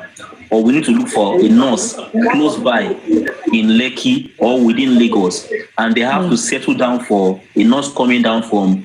Was he aware that there was a nurse coming down from Cotonou at that point? So I answered your question while I was talking. Maybe you didn't hear me. No, you didn't answer that. Because you were saying it as if he was okay when they called him. What I'm telling you is that. You're asking me a question that at what point do I think Mohbad, the adults in the home could have made the decision? Yeah, not Mohbad, just an adult in the home. Thank you. The adults in the home, yes. And I explained to you and said that no one who was present with Mohbad at that house, as in any of their statements, mentioned that Mohbad was in excruciating pain, that he needed to have been taken to the hospital or deemed it fit to be an emergency. Not in anybody's statement. And I categorically told you here now that even his brother Adura, as well as his friend Spending, did not think Mohbad was an emergency because they said he was still functioning. It's in their statement. We all can access that. So yes, I do not think it's an emergency. Personally, I don't think they thought it will result to this way or it would become what it is right now. And don't forget that even from the sorry Abefe, for the same address that said who pray to anybody to read Mohbad anytime from 12 o'clock to get in Gali Stakowaso. So it will contradict the information will not pass across because I understand that. Again, Sherry, I want Agbalagba pon nínú ilé yẹn. So if you feel like there's something contradicting or you feel like Adura's statements, there's something not correlating, we all have a duty. Sherry, justice for Mohbad, it goes beyond attacking Mumi, attacking Baba Mohbad. Justice for Mohbad is holding everybody who was present at the house accountable. If they say anything that we feel that we see discrepancies in or we feel like their words are not aligning, we have a duty to question it. The only thing we're against anybody attacking or focusing on one person and trying to nail one person for the death of Mohbad until proven guilty, until we have enough evidences to prove that this person actually has a hand. Like I can see somebody in the comment section now saying, again, we ask you, Ibolotigun, Shawani, Shekuni, Sheseni, Shaini, Shorini, so this is how, and this is exactly what I say you're going to take long. Because Yeti, you're always on this platform every day talking. But when people come here, you don't let them. Take the floor. You should not talk, but you are reading the comment. You are wasting time. How am I wasting time? I'm addressing a topic. What are you talking about? More addressing. That's what I'm saying. Okay, yeah, ask your question. Yeah, the floor is yours. Go ahead. You said that Mohbad said Mohbad doesn't like to go to the hospital. Mohbad is gone. He cannot defend himself, isn't it? And hold on, and what people said. But the same thing, the father of Mohbad said no, that his son have attended several hospitals. Okay? So for that, I cannot take any words that come out from people in that house, because they can defend themselves for that. So you take the word of the father who was not present in the house. Yes, then. Because that is the you father. take the word of the father. Hold on, let me talk. Let me talk. That is the father. Let me talk. Let me talk. Baba ni, òun ló look after.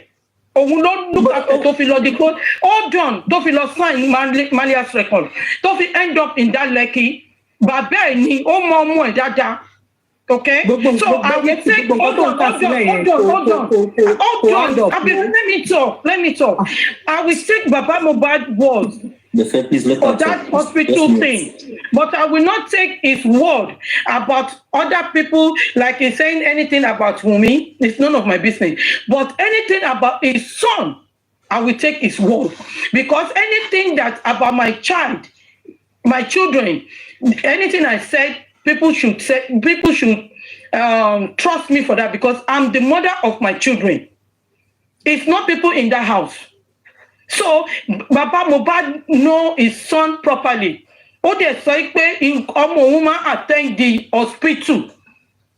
But for people saying it in that house, they can defend themselves, because Mohbad is not there. That is my own submission. Okay, thank you for your submission. Again, what I'm saying is that Mohbad went through a phase where he didn't trust the Nigeria healthcare system.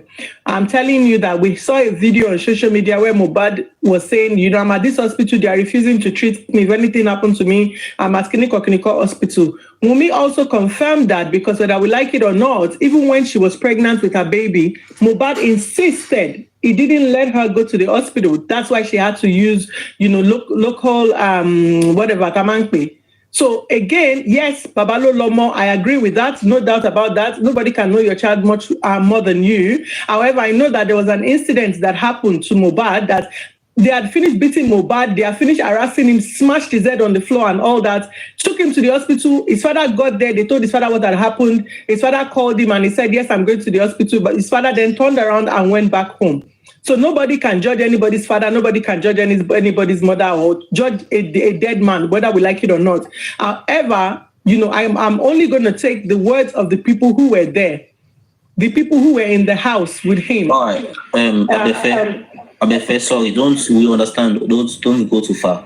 Okay, for the statement of Wunmi telling the father of our father-in-law that Efe pa ọmọ mi, that is LIÁM, Beche pa ọmọ yín. Right, for that statement, and you are saying that the father is not in the house, we shouldn't take the word of the father, we shouldn't take any word to hand like that. If she's accusing the father and she's not telling us how the boy died, because she was there with the boy in that house, she was with them when they went to the show, she was with him when he came back home, and she was there with him all until he died. And he's still here to tell us what happened to the boy. And you are accusing the father that you want to kill my own child the way you kill your child. I am not telling us anything now. What do you say about that statement? What I would say...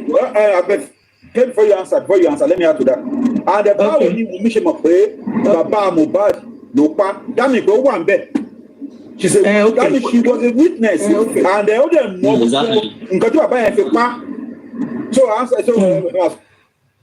Okay, beautiful, Madam. So, nkoto differ from me out of rage to fi statement for Baba Mohbad, because as a result of her son being cursed on social media, as a result of death being wished on her only child by the same supporters of Baba Mohbad, Cherry nkoto differ from me to fi shenkobe. You see, this same question And this is why we always say that those of you supporting Baba Mohbad, I believe that you guys we all know what we are doing on both sides. But you know, the same standard that applies to OMOWUMMI should apply. Can I finish? Yeti, let me finish. Yeti, Mama interrupt me. We are not supporting Baba Mohbad. Yeti. So now my question to you now is this.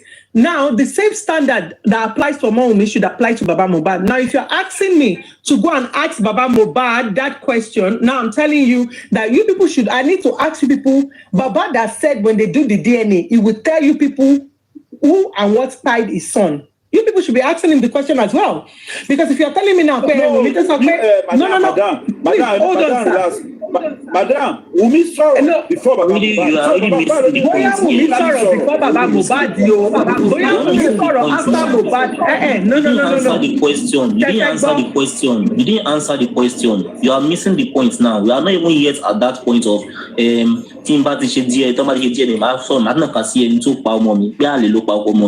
I don't think we are not there yet. We are talking about that statement of and if you are that same boy in the house. Okay, hold on, madam.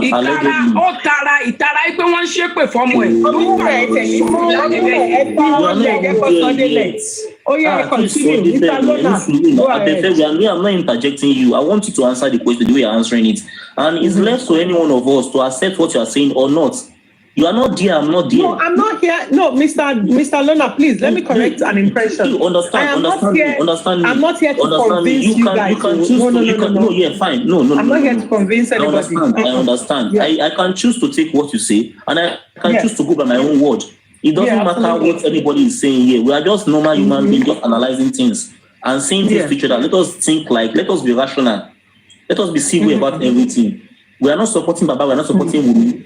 My own is question, and based on what people have said online, how do you see that thing? How do you see that statement? How does that sit well with you? You say, Mr. Lona, I am a mom myself. I would do that a million. In fact, I will share that man's number to the dogs and the cats and the lizards on my streets to call him. If anybody does that, if this miscreants, this social media nuisance come on social media to spill shit about someone's child, it won't bother me because I look like this person has no affiliation with my family member. But I can understand what a mother was feeling or would have been feeling in that moment to see the same people supporting your child's grandfather, cursing and wishing death on your child. Anybody will overreact, whether you like it or not. Now, if you're going to say, in a moment of, anger and pain, she then called and said, LIÁM, Mohbad, and what hold on, see also LIÁM, so which means also Mohbad. So as I'm saying that same question, and one being Baba to was suffering if that same question applies to OMOWUMMI, who reacted out of rage, out of anger, out of pain, where our own son was being cursed and death was being wished on our child. Let me tell you that if someone categorically on live video said that, saying trailer, our reverse, our crush, our will be hypocritical if we judge her for reacting the way she reacted. Because I want to don't shape from in that moment. The only thing she knows is that Baba has been on their life. Baba has spoken to them on live. The only person she could take out her anger on in that moment is the grandfather of the child who is being cursed on. Most of it wasn't one person, no show. Within the space of 5 days, they were doing show back to back, and the focus was that child. All right. Because if I know that you keep going on and on. I've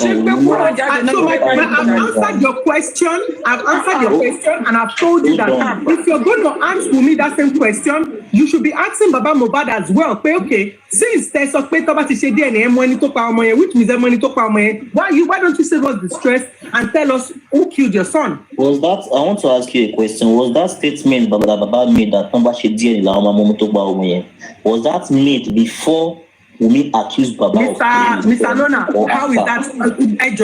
At the end of the day, we are looking for justice. Something triggers somebody. I need to answer that question. No. My answer to you is Kilo Konwa, whether it's before or after. We're talking about justice for Mohbad. Let me take you back, Mr. Lona.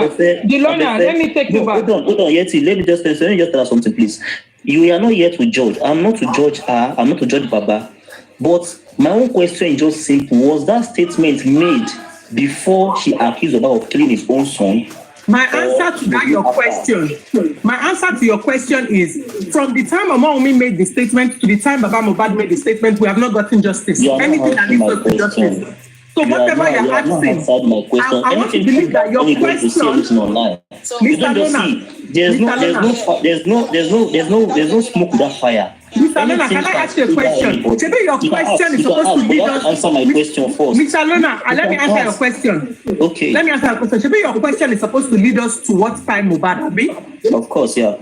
So from the time OMOWUMMI said what she said to the time Baba Mohbad said what he said to this very moment, we have not. Like when people are saying, when people know that you are looking everywhere, you guys know that you are looking everywhere. There is God there. Don't delay DNA. Bye. That's the question that I want to go ask the court, the judge. The judge is let's see. Show on the platform. Yes.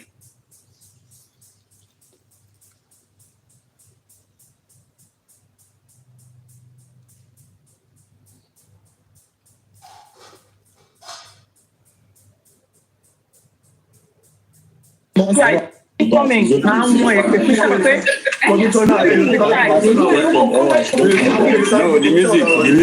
music that's on more cover.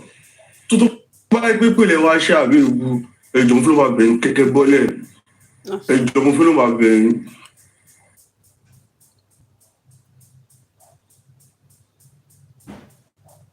So eso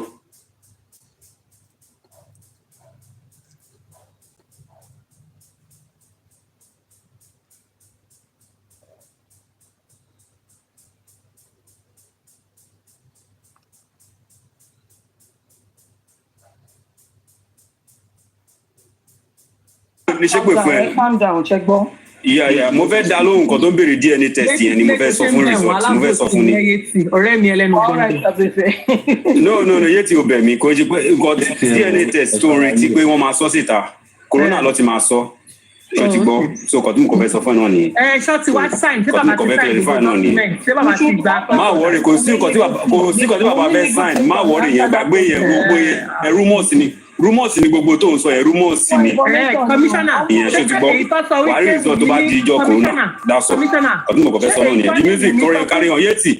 Commissioner ò dẹ̀ gbọ́ pàtó mò ń béèrè. Wọ́n fẹ́ gbọ́ information ni. Commissioner jọ ṣé èyí tó sọ pé mo fẹ́ kí bàbá sign Yeti jọ torí ọ̀nà mọ́mí kò sẹ́ni tó ní information. mọ́mí ẹ̀jẹ̀ má bínú mà. àbí tẹ̀yẹ̀ máa parọ́ tó òun ní information sẹ́ni tó ní. ẹ dúró ẹ jẹ́ kó sọ̀rọ̀ náà mo fẹ́ kúrò mo wà bísí lọ́wọ́ ẹ jẹ́ kó sọ̀rọ̀. So ìwé tó sọ pé OMOWUMMI fẹ́ kí bàbá Mohbad sign pé wọn ní bọ́sìtà wá sọ̀rọ̀ DNA pé kò sí kankan tó jọ bẹ́ẹ̀. Could respect yourself. Rumors ni gbogbo yẹn rumors ni yẹn ẹ tún sọ̀tọ̀ ọba náà pé ọba lòun máa ṣe kí rumors ni gbogbo yẹn gbàgbé gbogbo yẹn rumors ni wọ́n kàn gbé rumors tí ò ṣẹlẹ̀. Commissioner, I have to tell you this, that I appreciate you because you see you come here and you told us the right thing. Now, one of the misconceptions or one of the fake narratives that was put out was that OMOWUMMI wants Baba to sign a document stating that when they do the DNA, Baba will not come online to talk about the DNA. And we know that was a lie. All this one is a lie. Thank you. I'm glad you just said that. That OMOWUMMI is not asking Baba to sign. There is nothing like that. It's a lie. I'm justice for Mohbad. Mohbad is my brother. All those ones is lie. There's nothing like that. It's lie. All those narrative is lie. They are just chasing cloud. It's lie. The music continue. Ciao. Everybody later. Shame on you. Shame me man for beer parlor. You don't ever see me talking about beer parlor thing. Your question I'm begging you for that. Okay, you made one statement when you were saying that as we all know that the reason why Mohbad could not go to the hospital by himself, could not voice out by himself that he wants to go to the hospital, is because he's scared of his life. He doesn't trust anybody. And you said something that even when Wunmi wanted to give birth, that they went to a traditional home to go and give birth to Liam. Why can't Wunmi think of that particular spot then, since they all know that Mohbad will not go to the hospital? Why can't that be an alternative for them? Because they all know that he won't go to the hospital, right? He won't call a nurse. They won't allow him to. He won't want to go to the hospital. Why can't they carry him to that traditional home? Okay, Eshe. So when we talk about traditional home, we're talking about Ile Agbebi. I'm not a Yoruba girl, but I know that we have what we call Ile Agbebi. These are local maternity home. Now, those local maternity home, they don't treat injuries or sicknesses. I don't know. Ile Agbebi, Oyatosi, Ile Alawo, or Ile whatever that you want to call it. So what I'm telling you now is that the place where OMOWUMMI went to give birth to her child is not a place that she would have taken. God won't say, Shanu, why? If you're taking Mohbad there and God forbid, call you what?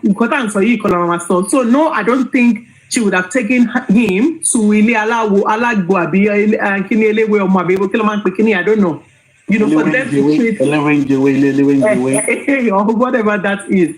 To go and whatever. Now let me now put this to you. The same way Lewe Omo used to help women when they want to give birth, they also heal injuries too. I have been there before, and I won't lie about that one. I have been there before, and they do that, all those things. They do all that too. But maybe where you can just say maybe where she went to, they don't do that there. Or you can't generalize that. I can't say they don't do that there because I don't know where she went. I don't live with them. I don't know. One thing I am going by is Abatinovic, my brother, I will let you speak now. I am very well informed when it comes to justice for Mohbad because I do my due diligence. I have listened to every single interview that Baba Mohbad has done so far. I have read the CTC. I have listened to the police reports. I have listened to everything that I need to listen to.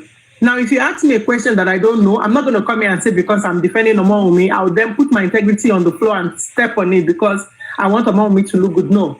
If you feel like OMOWUMMI did something wrong, I'm happy to reason with you. To say, oh yeah, go whatever you want to say. However, what I am standing on and the reason I am still here supporting this movement is because one thing I do not want is for an innocent woman to be nailed for something she didn't do, as well as the innocent boys, Adura and the others. Now, you can call OMOWUMMI whatever. Anybody can call her whatever they want to call her, but Kopa Mohbad, that's for sure. Kopa, because for me, popular to gain nínú ikú Mohbad.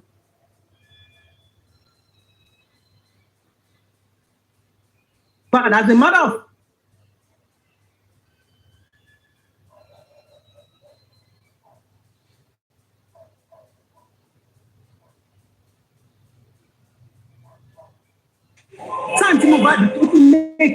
his focus was, let me settle my family first before I then come to you. Can I ask one question?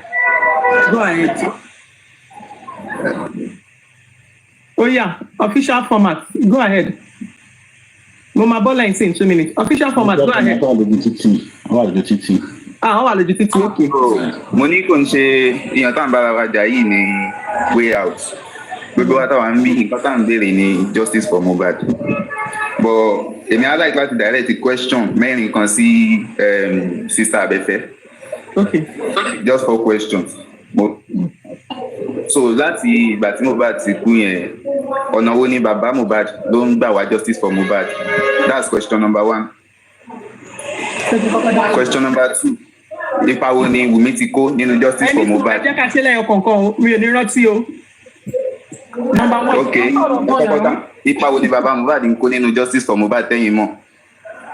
Okay, ká tí bàbá Mohbad ń kó ni wípé mo mọ̀ pé first of all, the very first thing tí bàbá Mohbad ṣe ni wípé bàbá Mohbad bẹ̀rẹ̀ smear campaign over ìyàwó ọmọ ẹ̀ àtọmọ ẹ̀.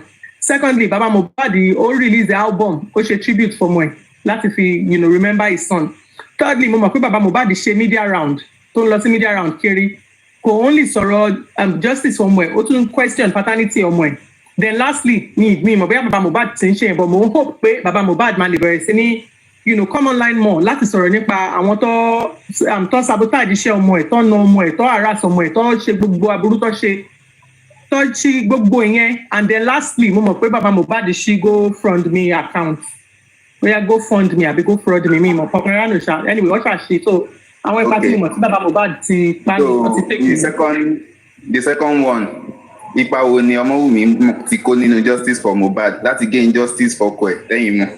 Beautiful. So the main ipa tí Ọmọwùmí ti kó nínú justice for Mohbad is first of all to run to the lawyer, to run to her husband's lawyer, the man who her husband has already taken his story to, who was willing to help them. Now, ó ti sá lọ bá man yẹn dẹ̀ ti dìde ìjà. And man yẹn is one of the reasons, if not the main reason, why Mohbad's body was exhumed. Wunmi is the reason why we are all going through all of this process. The coroner court, the toxicology, the autopsy. Because tí Wunmi ò bá dìde tó lọ ké fún bàbá Fálànà, bàbá Mohbad ti gba kámú, ó dẹ̀ ti sin ọmọ ẹ̀. So this justice for Mohbad tá à ń jà fún lọ́wọ́lọ́wọ́ báyìí. Listen, whether we see it like that or not, we are all fighting for justice for Mohbad because of Ọmọwùmí. Because according to Baba Mohbad, he has accepted his faith and he has buried his son. Next question. Can I ask a question, Abefe? No, let me buy sorrow. Lona, official format. So another question. People lemon see Mohbad sick. No, body official format. Official format. Money ipa lemon see Mama Mohbad ti kó ní justice for Mohbad. Ìyá Mohbad náà ti sọ̀rọ̀ tó lè ṣe, ó ti bọ́ síta, ó ti sunkún pé ẹjọ́, no matter what happens, I want to come to my life and start insulting someone. Just respect yourself.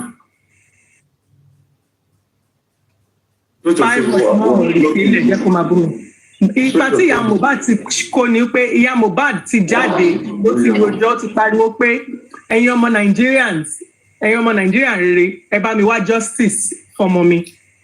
Ìyá Mohbad secondly ó ti bọ́ta ó ti ní wàhálà tó fi òkú ọmọ mi rí yìí ó ti pọ̀ jù wọ́n ti fojú ọmọ mi ráre jù ó ti tó ẹ jọ̀ọ́ ẹ bá mi wá bá ṣe máa sin ọmọ mi. Then lastly ìyá Mohbad ó ń fi àdúrà ó fi ran not just ọmọ ẹ̀ tó fi sílẹ̀ lọ́wọ́ gbogbo àwa Nigerians tá à ń bá wọn jà kọ́mọ wọn lè rí justice ó ń fi àdúrà ràn wá lọ́wọ́. Hello.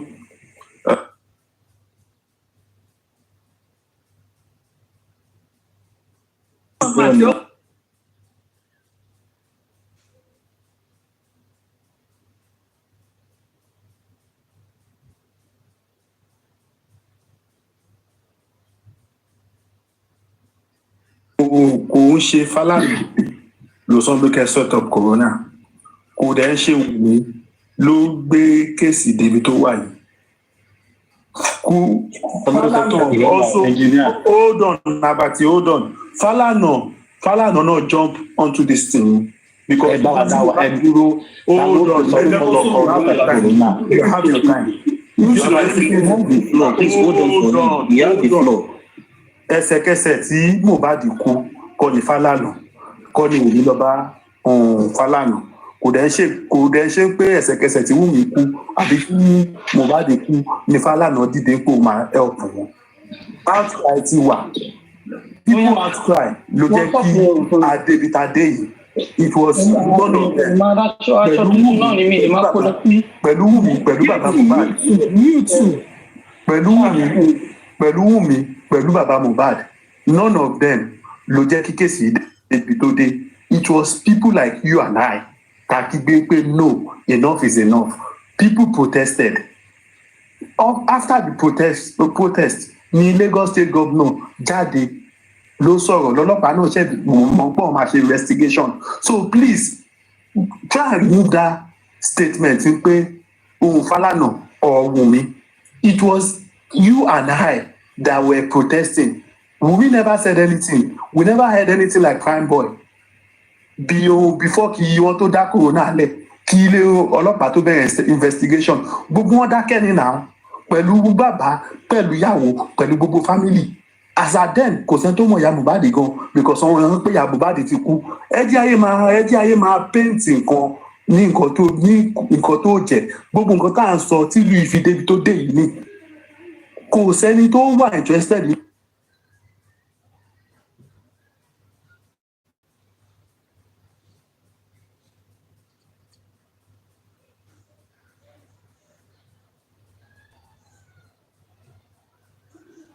tí nǹkan bá ṣẹlẹ̀ sí wa tá a bá bọ́ síta lórí social media tá a bá lọ pariwo pé Nigerian government to come to my aid o àwọn lawyers bíi Falana yẹn they will just jump on the case and take the case up. Falana also jump onto the case kò ṣe ikọ̀ tí mo sọ ní pé ìjọ tí mo bá dìkú kò ṣe pé Falana òun pa wọ́n pa bọ̀bọ̀ yìí ni àbẹ́nitì that very day ìjọ yẹn ni ìyàwó ti update ìjọ yẹn ìjọ kẹta ìjọ kẹrin ìjọ karùn-ún Falana ò sọ pé òun máa help.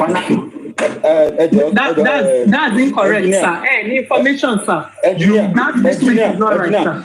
Bàbá mi. Engineer, ní sọ̀rọ̀ ẹ̀jẹ̀ gbọ́dọ̀ ní kọ́jọ́ kan. Engineer ọ̀rọ̀ ẹ̀sọ̀ yẹn ó lọ. Ọjọ́ mẹ́sàn-án nínú sàlẹ̀ kó tó di pé wọ́n wó kú ẹ̀. Ìgbà tí wọ́n wó kú ẹ̀ yẹn gan-an, Falana ló òun gan ló máa ní sùúrù sẹ́ ẹ̀ gbọ́ ní sùúrù ni ní sùúrù kí ọ̀sán ọ̀lẹ́ kọ̀ọ̀kan a ní láti.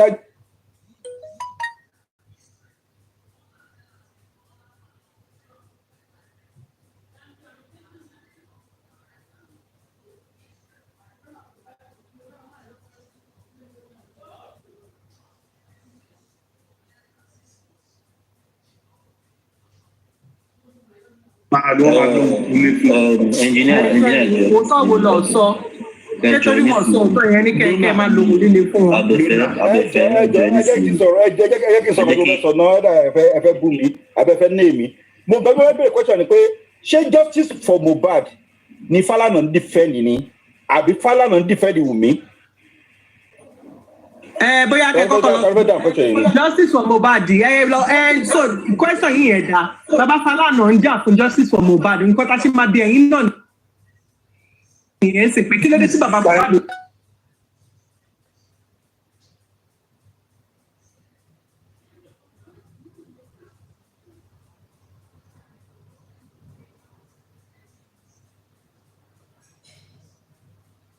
ìgbésẹ̀ wo láti gbà tí mo bá ti kú àwọn fẹ́ẹ̀sì wo ni ẹni sùúrù ẹni sùúrù. ẹ ti bẹ̀rẹ̀ àti gbọ́ pẹ́sọ̀ ni lọ ti tẹ̀ kàbí ẹ jẹ́ ká dá yín lóhùn náà ẹ jẹ́ kí n dá yín lóhùn nísìnyí tó náà ṣé mọ̀ kí corona inquest kí ló ń ṣe ní corona inquest sir Mr. The Prince kí ló ń ṣe ní corona inquest. Mr. Abẹ́fẹ́. Mr. Aláwọ̀ Agbára ẹni sùúrù Mr. Engineer orúkọ yín òṣù ẹni sùúrù. Ta ló ń defend Wunmi ní corona inquest? Ẹ jẹ́ kí n dá yín lóhùn wọn láti tẹ̀ mí jọ. So now Falana ti defend Wunmi now because baba yín refuse. Baba Mohbad yín refuse. Ṣé ẹ expect kí Falana kó so baba Mohbad lẹ́sẹ̀ pé dandan òun gbọ́dọ̀ represent ẹni? Baba Mohbad refused. So kí là ń sọ kí ni question? Baba Mohbad has the right to refuse because. Okay, so why you questioning that? Abẹ́fẹ́. So why you questioning Falana supporting Wunmi? Why you questioning that? Abẹ́fẹ́ can I Yes, listen. If the option was given to Baba Mohbad. Yeah, but Abẹ́fẹ́ is been talking now. Ẹ jẹ́ n bọ́lẹ̀ gbà yẹn torí wọ́n bẹ̀rẹ̀ question náà lè wọ́n. Hold on. Ṣé kí sẹ́ẹ̀tì táìmù fún yín? Mọ́mí ń bẹ̀. Ẹ sábà ti mute. Iṣẹ́ ń sẹ́ẹ̀ táìmù àbẹ́ máa compose. Set the time. Yeah, let me set time. So 5 minutes each.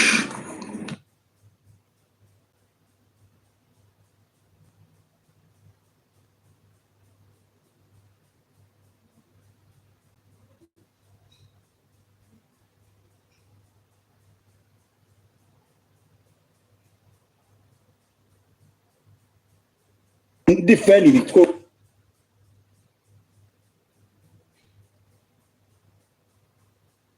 Now request. Tani ó sọ pé Wunmi ò lè ṣe DNA because tí kẹ́lí.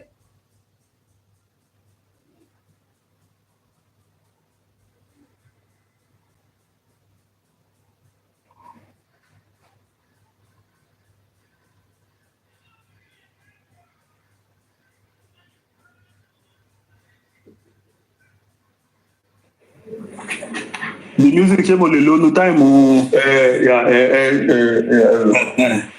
ẹ wo from the onset ẹ tó bá mọ̀ mí láti jọ yìí.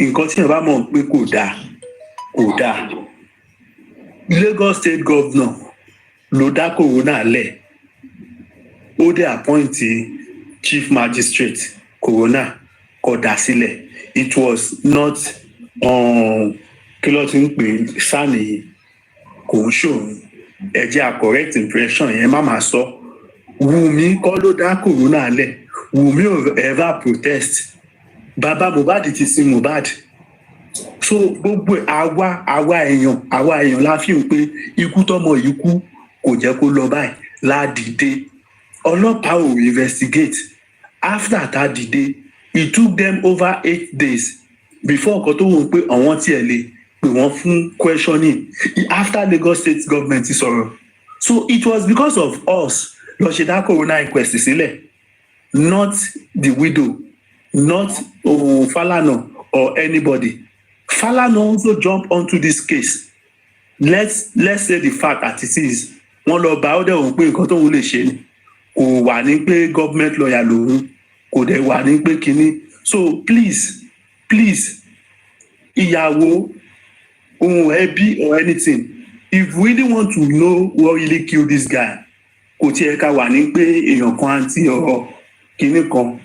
Ọmọ yìí náà gbogbo nǹkan tó ti ń sọ látijọ́ yìí òun ló bẹ̀rẹ̀ sí point to where we are today pé wọ́n pa ni tẹ bá dẹ̀ tú ẹ̀yin tẹ̀dẹ̀ tún support ẹ̀ tẹ bá wò pé ok ẹ sọ pé wọ́n pa kò kú ń pé nọ́ọ̀sì or anything ń pé ọ̀wọ́n Naira Marley ló búlẹ̀ tó fi kú ìwọ̀n result tó wà ńlẹ̀ NMS result tẹ bá wò dáadáa á tiẹ̀ wọ́n sọ pé ó wà ok every other thing wà ok that means kò ń ṣe pé ó ní high blood pressure ẹjẹ ayé kò máa wá sí ibà ilé ní wá sí ibà lọ́la àwọn kan wọ́n ti wà tired of all this shenanigans tó ń ṣẹlẹ̀ please ẹjẹ àti ẹ̀ for once ẹjẹ àsọ tó ń tọ́ ẹjẹ ká wà ní one side bójú òun ló pa ká mọ̀ pé òun ló pa bóun ṣe òun ló pa ká mọ̀ òun kú tó kú so that nǹkan bá lè máa kẹ́yẹ máa kéde ẹyẹ kí màálù máa ké bí màálù kí kinní máa ké bí kinní kọ́ ọ̀yọ́ yé complain ordinary wípé èèyàn kú àti ẹ̀dẹ̀wò pé òkè ẹjẹ́ àti ẹ̀dúró káwá tó ṣe ṣé lórí eléyìí la fẹ́ wò pé kí ìlú da ẹjẹ́ a máa sọ tó ń tọ̀ náà ẹjẹ́ àti ẹ̀ máa wò for prosperity sake ẹjẹ́ àsọ tó ń tọ́ ká tiẹ̀ sọ bó ṣe rí kí jọ́ọ̀jì ṣiṣẹ́ kọ́lọ́pàá ṣiṣẹ́ wọn ẹjọ́ tó yẹ ọlọ́run àwọn èèyàn kí ló bí ká máa lọ fún máa yìí. kí ló tọ ọbẹ̀ lọ́dọ̀ tí yín. There's Ó tọ́ again. When you get to your turn, you speak, please. ó dà pé ẹni iṣẹ́ ìgbẹ́ mi. táìmù ló ń lò. Even àwọn kan ní kan tó yẹ kó answer question gbogbo tí answer. ó ti sá lọ No, náà. no, no, no, no. Tó bá ti dọ́dọ̀ wọn máa ń sá ẹ̀. ó ti sá lọ ohun the prince abẹ́fẹ́ ti sá lọ abẹ́fẹ́ ti sá lọ. Ó ti sá lọ náà. Ó ti sá lọ ṣé mo kò sá lọ ó ti lọ ti pé. èmi ò tiẹ̀ mú ṣe rí gan ni abati comedian làbàtì èmi ò kò lè sọ nǹkan tó serious comedian ni so ẹjẹ́ àkọ́ wa ẹjẹ́ àwa sí.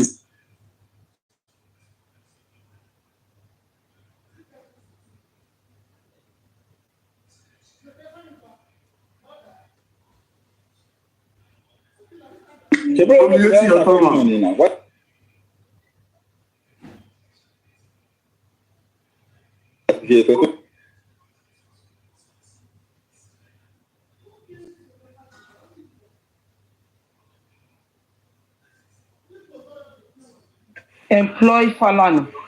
And because I had the same question, pé kí ni Wùmí gba Falana fún? Wọ́n ló lọ gba Falana nítorí pé kó lè kọ petition sí Commissioner of Police. That's what they said. That so keep kán lè thoroughly investigation. And I always ask him that what we've not seen any investigation táwọn prosecutor táwọn police ti gbé ṣe. This is going to 11 months. Kátẹ̀ yọ 1 month kúrò ńbẹ̀. 10 months ló ń going to. Ẹ jọ̀ọ́, investigation mélòó la ti rí ní corona inquest, and how many times ni prosecutor ti lọ sí corona inquest tó ti submit investigation tó ti ṣe. Rí yẹn. So that is why ni and èèyàn kan sọ pé kí ni Wùmí lọ gba kíní. Nǹkan tí Wùmí lọ gba lawyer fún COVID defend ara ẹ̀ ni, because if Wùmí want to call a lawyer, want to employ a lawyer, ó yẹ kó kọ́kọ́ ask for consent from Baba Mohbad. Ó kàn lè lọ ṣe bí pé wọ́n lo lórí ẹbí, and you expect that man to take that kind of decision. Man, you only take a decision here now. Baba Mohbad ṣì ní olórí ẹbí at the moment. No, even lórí LIÁM. Until the DNA is done, Baba Mohbad ṣì ní. You like it or not, that man is the head of the family. And thank God the judge have even said it in corona inquest. When they asked for Mohbad's body to go and bury, the judge said the head of the family is the only one can give you consent. So try ìgbà míì tẹ máa hammer bàbá yẹn, ẹ kàn make things worse.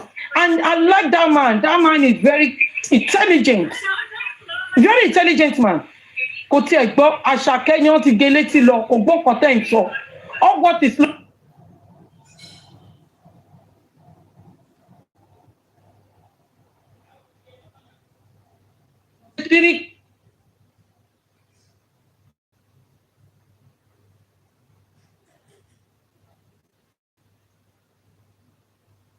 kíní kan.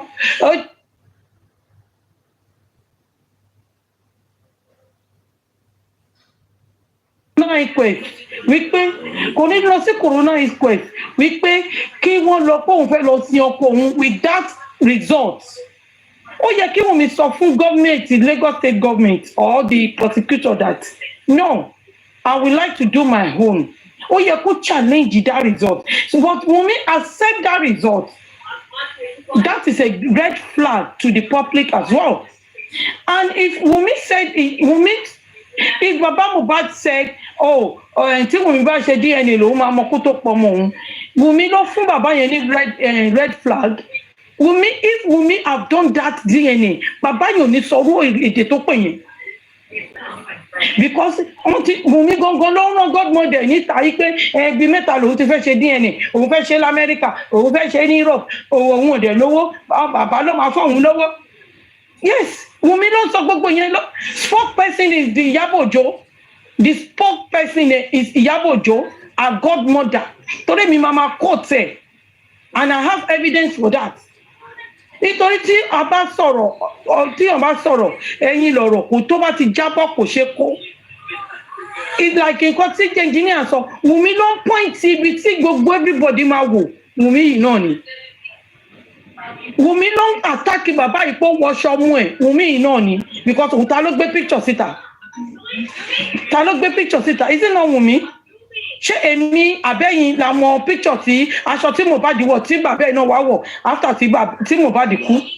Is Mohbad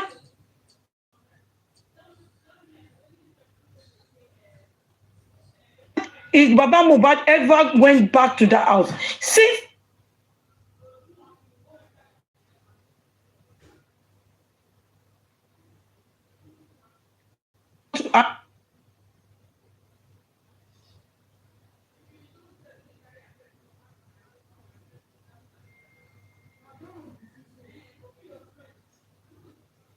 Mr. Alona, are you there?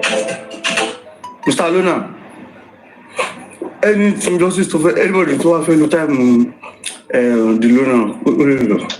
The music, give me you Koyeko Leto Hitoriolo. My brother. So you kikini Malevai. And your 15 people want to know it was last seen.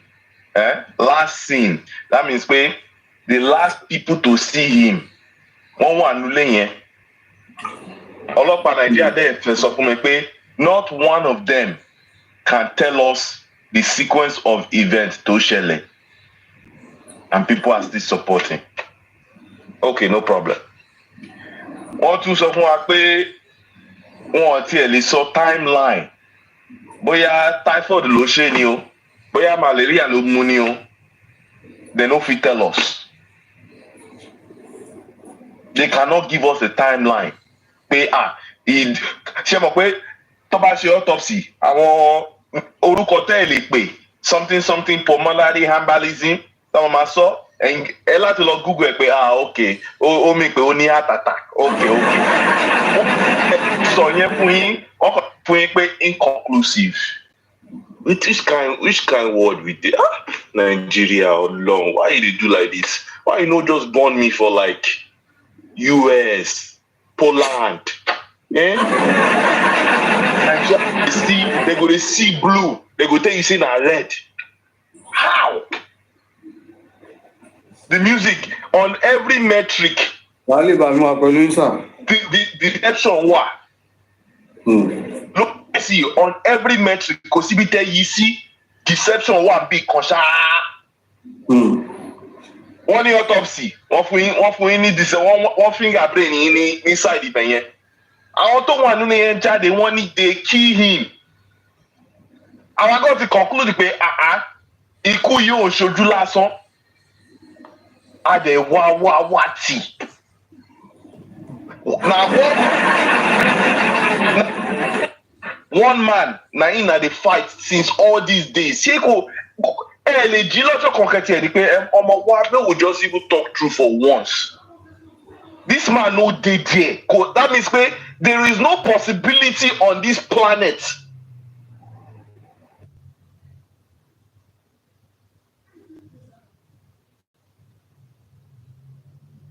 that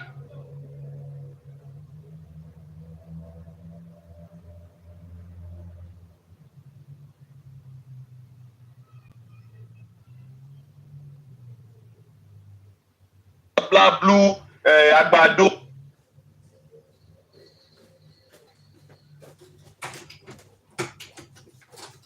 Bá sọ̀rọ̀ kìíní ó máa fún mi lẹ́dẹ̀ because I don't know how person go dey. And these people, the day where they dey for country where they work, they know this thing they go. They know why. Because somebody don't mind them. They know the reason. My guy, the music I go tell you, Yoruba ti sọ. Stranger no go just kill you like that. You know they work like that. Stranger call a wire, call the pa. Unless you are at the wrong place, wrong time. This guy go in house. He let on for where? That they tell us say they kill him. Okay, wait to kill him. D1. Oh, you Baba ko we kan wọ́n ní tí kú lé ò bá pa ni. Today pa ni. Continue. Yoruba was stupid now. Yoruba the language yet it existed. Our culture it existed from time immemorial. They're not stupid now. After you mama kunigi. Official format. So mo dé mi fẹ́ sọ ọ̀rọ̀ yìí kò lọ fà. Ẹni tí mo dẹ̀ ń béèrè question lọ́wọ́ ẹlẹ́kan yẹn ó ti lọ. Bó ṣe yẹ pé nínú question tán answer èèyàn ti máa rí pé ẹni yìí ó wà sentimental. Like mo béèrè pé ọ̀nà wo ni wọ́n mọ̀ torí wọ́n ṣe ń sọ bí ẹni pé wọ́n jọ wà ń bẹ̀ tí gbogbo issue yẹn fi ṣẹlẹ̀. Then after àgbà tí issue yẹn ṣẹlẹ̀ tán wọ́n jọ wà ń bẹ̀ wọ́n jọ ń ṣe lọ náà ni. Àwa tá sọ̀rọ̀ láti ìjọ yìí kò ń ṣe pá àmọ́ nǹkan kan. But à ń wo step tó ní kálukú ń tẹ̀ láti ìgbà tí issue ti ṣẹlẹ̀. Despite the fact pé ìgbà tí issue yìí tó ṣẹlẹ̀ a sì máa wọn nǹkan kọ̀ọ̀kan all those bullying stuff all those kind stuff àmọ́ bọ́ a sọ̀rọ̀ náà. Irú Ìyábọ̀ Òjó sìn ṣó ń ṣì wà nínú justice for Mohbad. Anybody lè answer yẹn.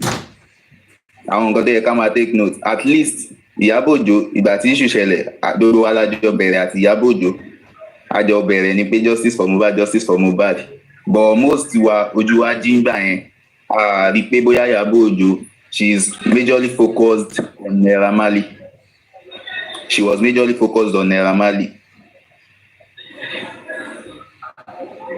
But now mo bi ẹni yẹn lẹ́ẹ̀kan pé ọ̀nà wo ni bàbá Mohbad ń gbà ṣe justice for Mohbad. Ó sọ àwọn nǹkan kan ó ní bàbá Mohbad kọ́kọ́ grant silly interview stuff like that. Ó ní ó ṣí GoFundMe account. Ó ní bàbá Mohbad drop album ó fi ṣe tribute for me. Ó ní ó dẹ̀ tó ń sọ àwọn nǹkan tí ò dáa nípa grandson ẹ̀. Pẹ̀lú nǹkan tẹ́ni ẹ sọ èèyàn ti máa rí pé ni ẹ wà sentimental. So mo béèrè pọ́nà wo ni Wùmí ibẹ̀ yẹn ló ti sọ pé Fálànà Wùmí ló lọ gba Fẹ́mi Fálànà pé Wùmí ló jẹ́ ká wà ń bí báyìí. Ṣé mi tí mo wà ní TikTok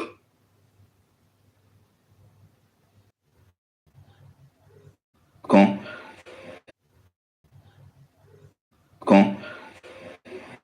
ìgbà tán yí corona inquest tán ń ṣe tán ní kán lọ ṣe autopsy tán ní wọn rí nǹkan tó ṣe kí ni next step tí Wùmí ti wá take ìzínà bàbá Mohbad ló tún sáré lọ bá ẹlòmíì ló tún sáré lọ bá bẹ́ẹ̀ kẹ̀tẹ̀.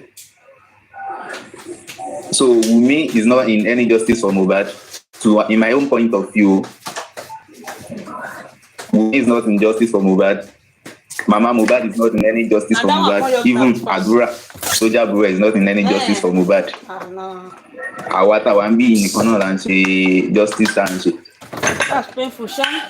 So this one start and ṣe damage control ní gbogbo yẹn. Èmi mọ̀ pé bó pẹ́ bóyá òtítọ́ á padà lékè irọ́. Kò sẹ́ni tó rí Ìyábọ̀ Òjó mọ́ sí pé ó ń sọ anything. Everybody ti mọ̀. It's like she's siding someone. It's not like she's siding. She's not really into justice for Mohbad. Ó dẹ̀ mọ̀ pé Naira Marley tó ń attack kò sí.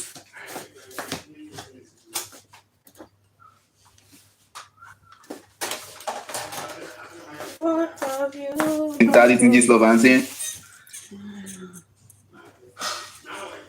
sitting in the phone attack Baba Mohbad. Gist love I say justice for Mohbad.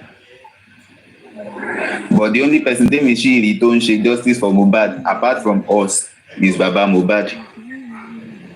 But she go for me. At least he's looking for justice. So got him in person.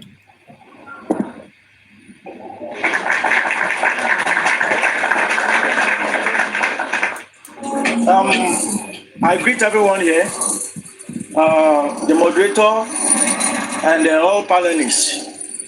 Actually, ọ̀rọ̀ Mohbad in fact kò lágbára kò tiẹ̀ gbà wàhálà àtọ̀. This case doesn't call for even a legal luminant pé ká máa wá lọ́yà kiri before you know where the crime came from. Okay, ibo náà ti ń ṣe. It's not done anywhere on earth. There's someone open her mouth and tell the world that she knows about who killed someone, and you let the person riding and walking the streets of the of Lagos and start grilling other innocent people. She said it. They have killed the nigger. They have killed the nigger. You know. She said they killed him. She said, now take your Toby. They killed him. She knows they killed him. Now the mama too, the Mohbad's mom too said it. That now you've sent someone. That Josie has sent someone to come and shoot him with knife. She said it, which means truly they stabbed the guy. We stabbed the guy. Thank you. Which means they wanted to put it on Baba, but not knowing that they were exposing themselves. Now, who are the corona, all these corona judges, corona this, corona, I don't know what they are doing there, calling this, calling that, without grilling all the facts we have on the internet, all the voices we have. At least there are documents. There are things that can be presented. against someone. It's their voice. If they said it's not their voice, they can subject it to how do we call this thing? That they will test their voice to know whether it's theirs or not. They can do that and discover that they are the one that said it. And in as much they are the one that said it, they have to give us the foundation of their narration. So we are in a failed society. Totally failed society, failed government, failed voters. We are all failed together. 3 days ago, I caused the day I used my thumb to vote in APC for president of this country. How can the government say that they went to US and conduct an autopsy and later came back and told us that they sent a third party and later confirmed that the NMS received no specimen? A government. So this tiny guy is now controlling the brains of all the strong men in this country. Now what I discovered now is this: all our ladies are stronger than all men. Osokùnrin ló ní agbára kankan, obìnrin ló ní gbogbo agbára o. Ẹni tó bá máa tọrẹ lókù. Obìnrin ló ní gbogbo agbára o. And I'm using this opportunity to call on all ladies, all women hearing me, that if they could use their negative energy to strike this guy down, all you women, all you ladies, I know you have powers. You have God-given powers. Ìgbà tí Jésù jíǹde, ọkùnrin lọ bẹ̀ kò rí o. Obìnrin ni Ọlọ́run fún lórí ọ̀fẹ́ àti kọ́kọ́ fojú kan. Thereby, all you women, mi ò mọ irú agbára tọ́lọ́run lè jogún fún ẹ. Ó lè jẹ́ ti màmí, ó lè jẹ́ tó kún, ó lè jẹ́ tó yí. Ẹ lu agbára tọ́lọ́run fún yín gbogbo. Ẹ fi strike àwọn demons wọ̀nyí. Kí ló dé? Strike them down. Bukky Jesse said that and not escape. Ipe tí ìjọba ò bá fún ní tí ò bá ṣèdájọ́ òdodo, àwọn máa ṣèdájọ́ orí ọwọ́ fún. Let me tell you, she can't escape for it. Could they escape? She said she knows it. What I'm sure of is that Wunmi have a stake with the people that kill Mohbad. She's a stakeholder. Only nǹkan to connect to one. It's not only protection. She's not only having a fear for them to attack her. No, she got something and connected with those people that she can't open her mouth to talk. Because if she say anything, they too are going to, how can I put it? They are watching our party, one fair, you know, Lala. One way or another. Those are the reasons why she can't talk. So, in this case, there is nobody to be grilled less than Wunmi. Wunmi is the major. He's a very major individual. He's a crime suspect that should be grilled. So, talking about Baba, see, those who are bullying Baba, leave them. Yeah. Is my time up? Yes, sir. Yes, sir. Yeah. My time is up. Yes, only if Mr. Dai want to do photos. Those who are bullying Baba, they should remember that it's not easy. Jẹ́ kó lo time ó ń sọ̀rọ̀ gidi èmi ò I know they talk too much. It's not easy to lose a child. It's not easy. Now they say Baba go fund me. Okay, tell me, mo ní case gan few years ago mi ò níṣẹ́ lọ́wọ́ ń gbà yẹn. Mo lọ bá lọ́ọ̀yà kan, àbúrò mi fẹ́ sanwó fún lọ́ọ̀yà yẹn. Èmi ò gbọ́ bẹ́ẹ̀ sí bú, ó kọ́ bú mi náà. Ó ní wọ̀nyí, ó kọ́ bú mi, mo ní òpé lọ́ọ̀yà tó fẹ́ lọ sí lọ́fẹ́ bẹ́ǹdì mi, ó kọ́ bú mi. What of lọ́ọ̀yà tó máa attack mi? Nígbà tí ẹbí bàbá rówó láti ẹ̀sìn lọ kọ́ọ̀tù láti wọ mọ́tò dé kọ́ọ̀tù. Iṣẹ́ kí ló ń ṣe kápẹ́ńtà? Rẹ́ńtà mélòó ló ń ríṣẹ́ kiri nísìn? Ilé mélòó ló ń kọ́? Èló ló ń kẹta cement? Ẹ wá sọ pé lọ open GoFundMe. Tí o bá open GoFundMe, ṣe fẹ́ fìdí ẹ̀ ni. Tọ́kẹ́ sọ pé fẹ́ jà fún Mohbad. Ẹ wá ní o lọ, wọ́n ní àwọn kan ló rọ akéṣà. Irọ́, wọ́n lọ máa mu yẹ̀pẹ̀ ń gàrí ni. So let everyone come out iná jóra wọn wò. Ẹnìkan wá sí orí Babayano, ó àtàkì bàbá. Mo tákù ẹnìyẹn tó jẹ́ pé ẹnìyẹn láyé ẹ̀ fúnra ẹ̀ lóhun ẹ̀ bẹ́ẹ̀ sí lò. Ó lóun fẹ́ defend legal right of Wunmi. Mo ní come, you want to defend legal right of Wunmi? Let me tell you the legal rights of Wunmi. I ask her, do Wunmi have any legal duty? Does Wunmi owe Mohbad any legal duty? Only which duty? She doesn't owe him any. I said, okay, come. whenever you are in a marriage, customary court, and they are saying the host of whatever for them. I say, have you ever been there? Oh my goodness, I said, does Wunmi hold Mohbad the responsibility of protecting him? Only now, you want to fight for Wunmi's right. His right to have the properties that Mohbad left behind. Abi, you must ask Wunmi as she fulfill her obligation to Mohbad as a wife. And that obligation that she didn't fulfill was that when Mohbad was down and was not good, she failed to take him to the hospital. She failed to call his family. And another crime she committed was to have prescribed a drug, an injection. For that partner to inject Mohbad, not being a nurse, is illegal. And if you are an illegal, if you are a criminal, you cannot seek for a compensation from the law, because the law says, who that do equity, he that seek equity must do equity. He that come to equity must come with clean hands. And all others, you want to approach the law and you are coming with dead body. Who is Wunmi? The legal right of Wunmi is to be in jail as I'm talking now. But we don't have any justice here. We don't have any lawyer here. No corona inquest here. All they are doing is to rigmarole us. But I know if the government doesn't attain the height of justice we are seeking of, àwọn kan bóyá àjẹ́ bóyá oṣó bóyá amrọ̀bà bóyá ayakila wọ́n máa attain justice ẹ̀jọ́ ṣé kò lè ló máa gbé ni àti Wunmi àti àrẹ̀mọ ọba mi ò mọ orúkọ ọba tó jẹ́ ọba dà ẹni tó bá gbé lọ́ba ó farajọ lọ́hùn ní igbákejì ló jẹ́ sọ́lọ́hùn tọ́lọ́ bá dàbí wọn á ti pa ogbó wa náà kí ló dé ó máa ṣẹlẹ̀ níjọ́ kan o. I rest my case, sir and mass. Mo fẹ́ lo 40 seconds tó kù. Mo fẹ́ lo 40 seconds tó kù. Ẹ̀yin èèyàn wa, ẹ jọ̀ọ́ torí Ọlọ́run. Kíní ẹjẹ́ ayé tiẹ̀ bára wa jẹ́ ayé búyàn. Ẹ rí pé gbogbo àwọn pípù yìí sí wọ́n ti sá lọ. Ẹjẹ́ ayé búyàn. Because every everybody máa jà ní they have where they are going to.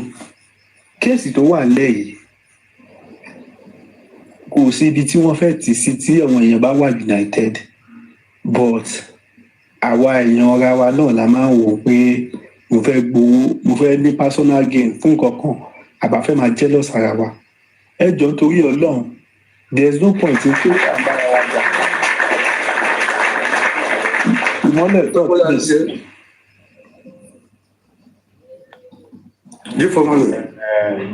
agree the house. I really did this now, but I just want to correct that expression when you say, and you guys said that Wunmi is not the one that take Falana. Wunmi sent to this Falana to Wunmi.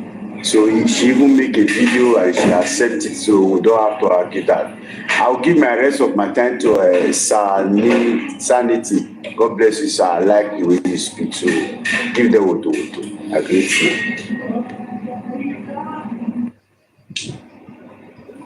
Yeah, same to engineer. Yeah, engineer control. Okay.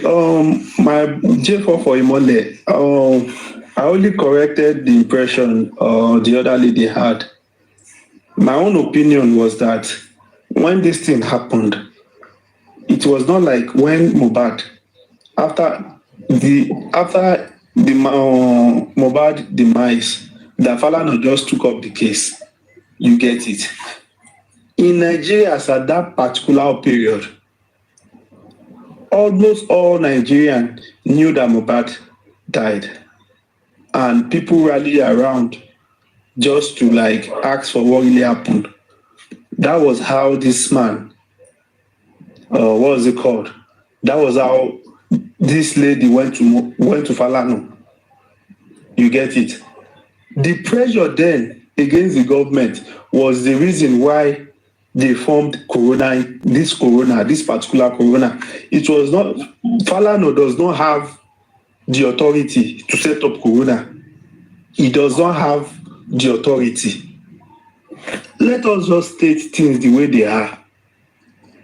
The way these people are saying it, they are making it look like it was Wunmi that was looking for what really pied her husband, or it was Falana. Falana does not have that kind of authority.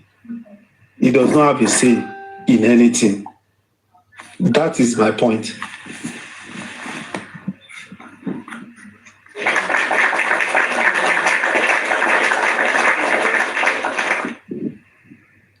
Thank you very much. Thank you. But you guys can continue, sharp, because my side is still busy. And somebody can take my Let's go on music break. Kudo police music.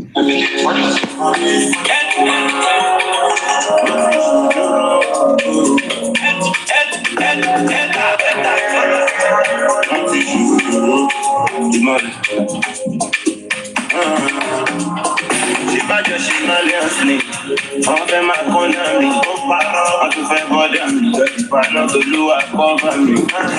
Wọ́n pè dáadé mi, wọ́n tẹ́tí mọ́mí mi, they wọ́n tẹ́tí písì mi, wọ́n fẹ́ mọ lọ́rùn mi. Àràrà ìjòyòrò.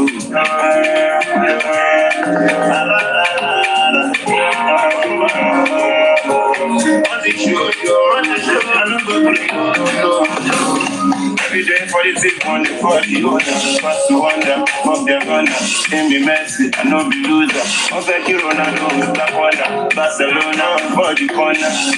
I'm thinking what's up, I don't stop to smoke the ganja. You got one hallelujah.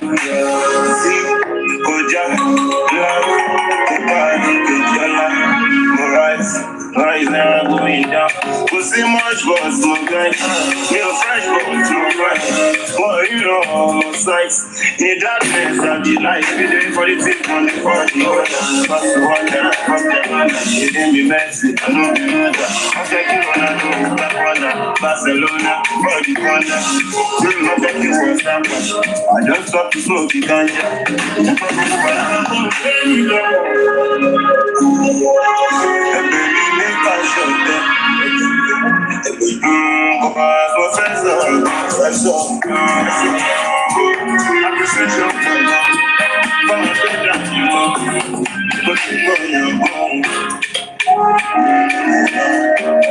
Yeah, so Saint, you can continue.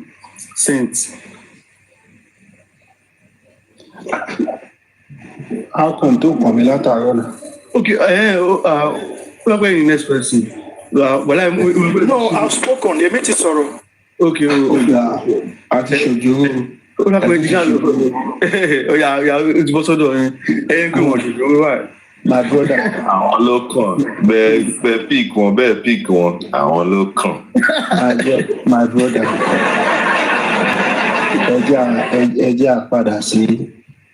Ẹ jẹ́ á padà sí ìgbà tí Mohbad wà láyé. Kọ́lọ́run fọ̀run kẹ́.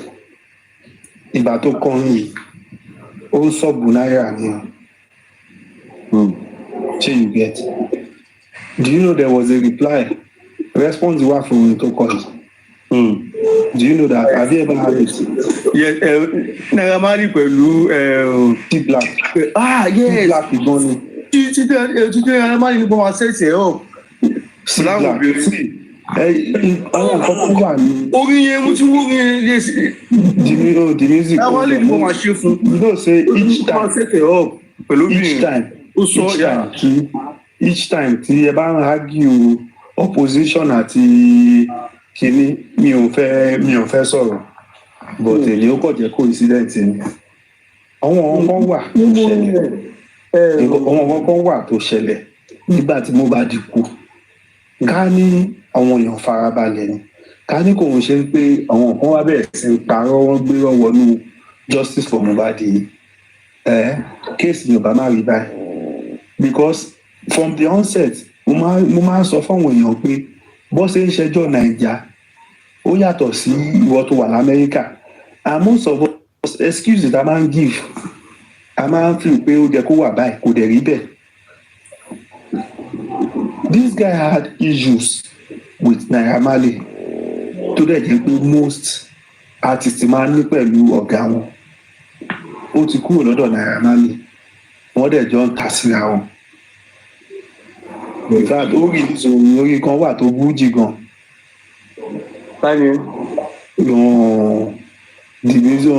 Kí ló ti ń pè Mohbad ó ta sí jì gan tí jì gan sọ pé òun máa ṣe léṣe nígbà yẹn tó fi sẹ́tù eré ni o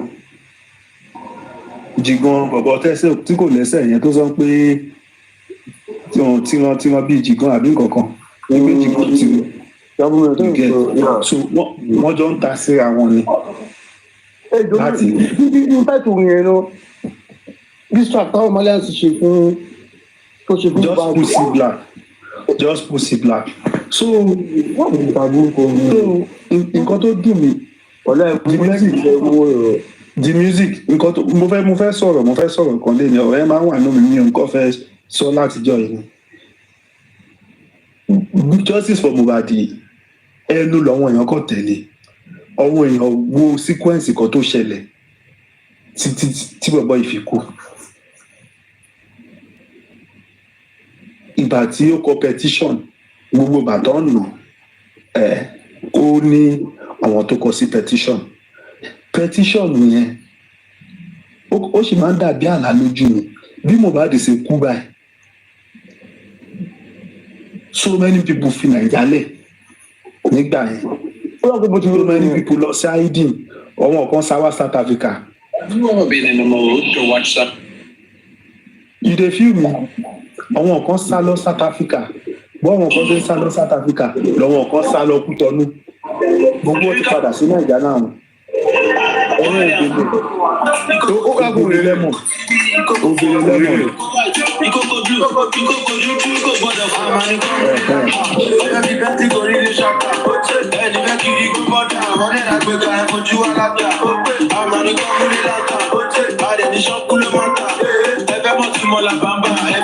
balaba sórí lamba ẹgbẹ́ ojú nígbà kan onílẹ̀fẹ́ mo nígbà kan tó bá rí mi wà ló pàdé nígbà kan onísọ̀dá mo nípàṣọ lórí ọmọ gbogbo ọmọ ẹgbẹ́ ṣùgbọ́n gbogbo wọn lọ́mọ nígbà kan ikú ló lóko nígbà kótó ọkọ lọmọ tó sọ láti fi jáde lè ṣẹ́ tí lẹ́kọ̀ọ́ múlẹ̀ sẹ́kùlẹ̀ ní má lọ sùn lé ní fi ṣàgó má sùn lè ikú ló lóko nígbà kótó gbogbo ẹ̀ la máa ṣẹ́tù lè jẹ́jẹ́ jókòó lè ṣe mo fẹ́ jókòó lè rí ilé ti pé chidi makeleshi ya from Atlanta Georgia atalẹ delta ní lọjà importer exporter ẹgbẹ́ boys cutter ní kọta your dad lives in Colorado bàbá gbé Colorado sodo ó fẹ́ máa ṣe bí kò jẹ́ tù nọ́mbà one tètè ní jẹ́tù nígbà kan onílẹ̀fẹ́ mo ní dàpọ̀.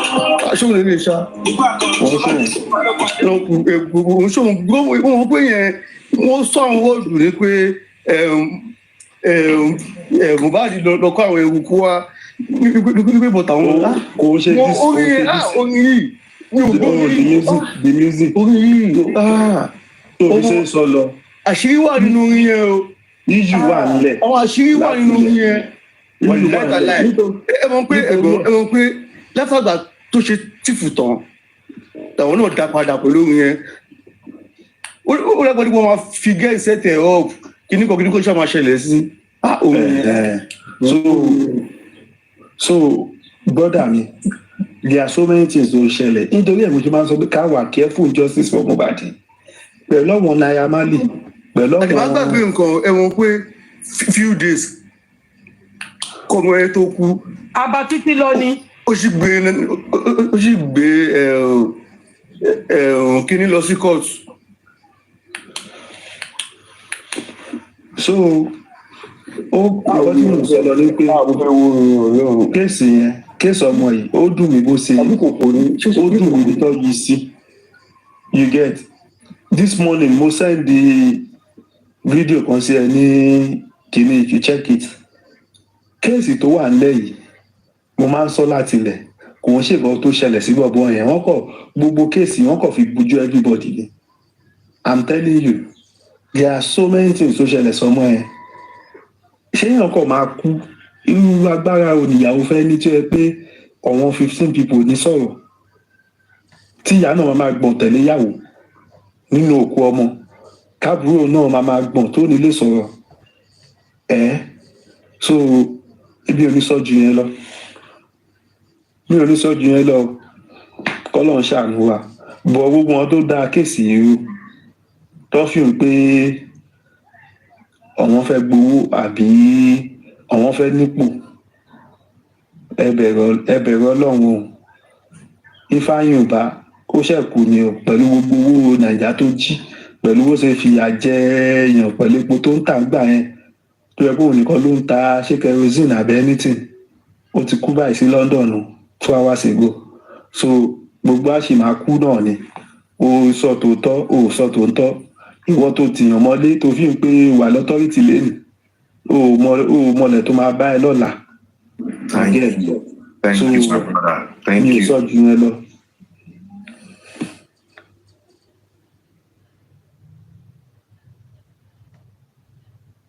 Yasin ti kan kun wọ́n sọ pé bàbá wọn gba gold form yẹn kínní ṣé kí bàbá yẹn ó lè kó lọ gbébọn nítorí kò yé mi ibi tó ti fẹ́ rí justice because that is the only tools tí bàbá yẹn lè lò kó lè fi get justice yẹn owó ni gbogbo ẹ̀ nǹkan tó lè fi get justice nìyẹn and because àwọn tó dọ́wọ́ ọmọ ẹ̀ wà lọ́wọ́ ẹ̀ wọn release ẹ̀ so ṣé kó lọ jalè ni because ìgbà míì wọ́n ní bàbá yẹn ó ń gbowó fún kíni ṣé ó ń gbowó kó fi.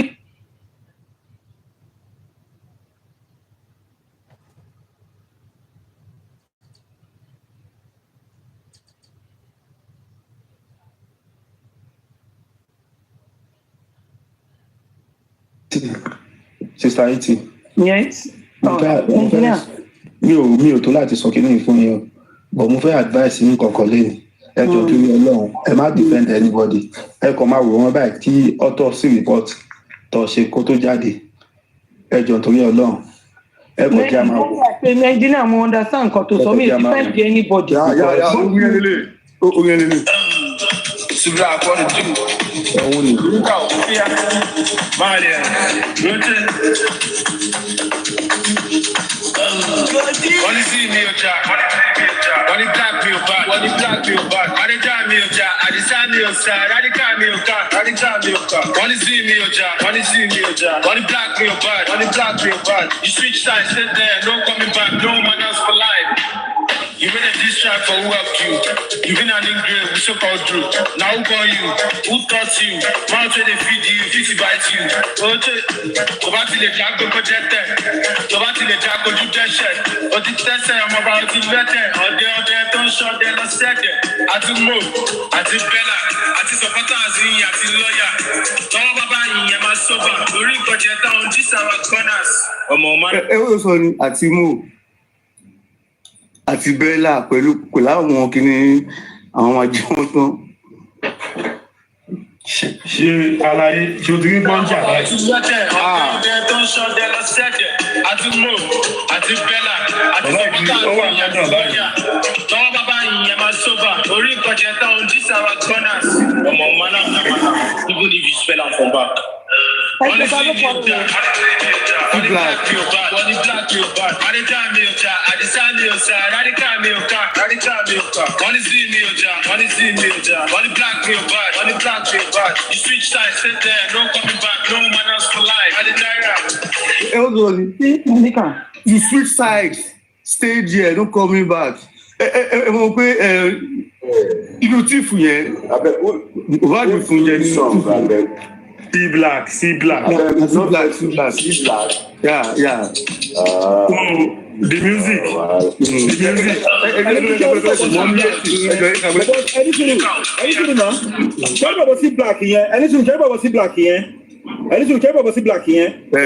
Sam Larry bá gbọ̀bọ̀ yẹn kú tó sọ pé just settle.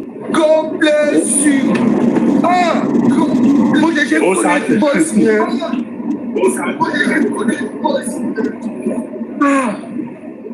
Àwọn ló ṣe iṣẹ́ wọ́n mọ̀ nǹkan tó ṣe náà. Ṣe èdè mú. Èmi ti mọ̀ wọ́n tó kọ́ ẹ̀ mo ti mọ̀ yẹn. Ẹ̀gbọ́n.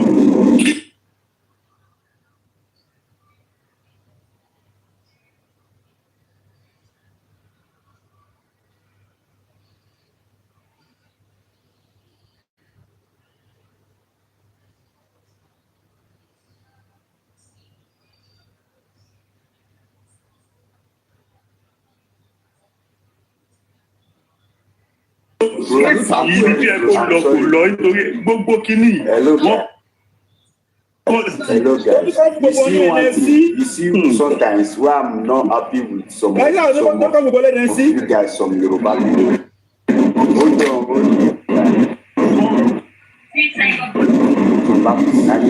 Somebody come out, hopefully after you don't kill this boy, see me do song like this.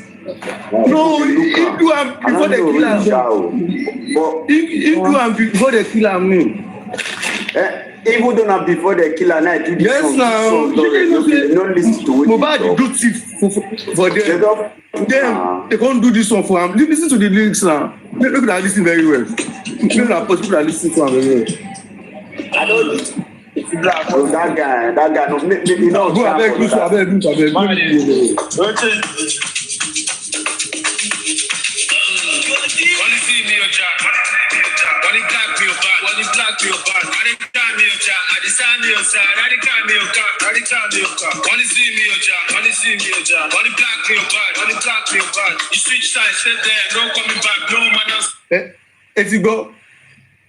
You switch side, stay there, no coming back.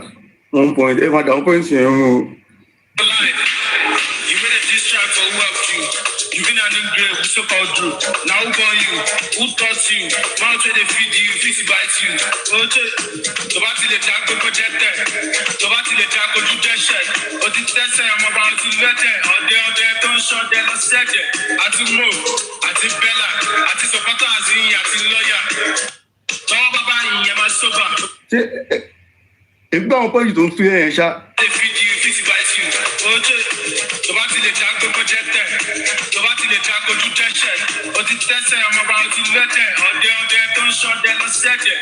Ati Mo, Ati Bella, Ati Sopata Azi, Ati lawyer.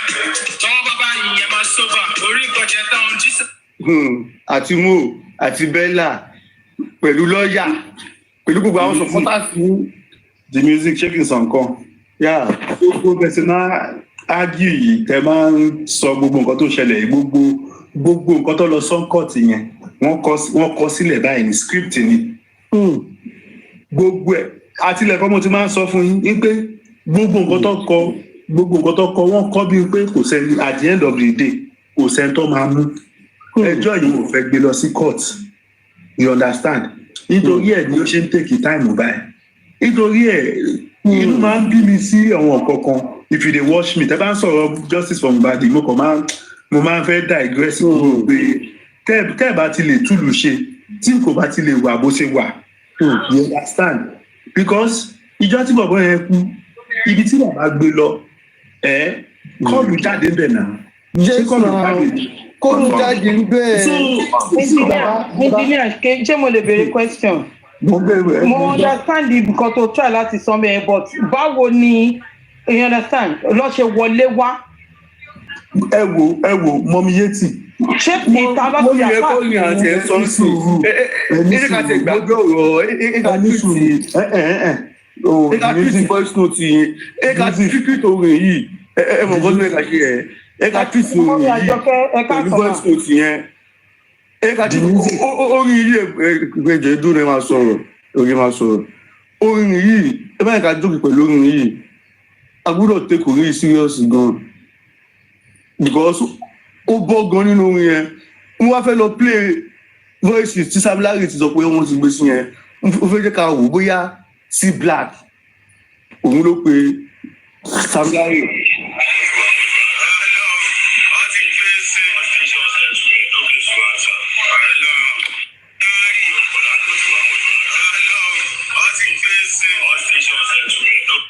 Ẹjọ ṣiṣẹ́ voice yẹn ṣó bára lọ ẹ̀yin ọ̀jọ̀gbọ́n tájọ wà pẹ̀lú comment section.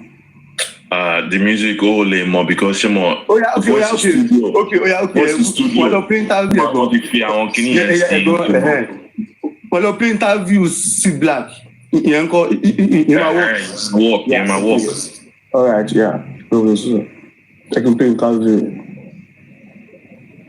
because kíní white àṣẹ wà lórí TikTok fact findings là ń wá now so you have to check every angle, analyze everything because some people ti mislead wa gan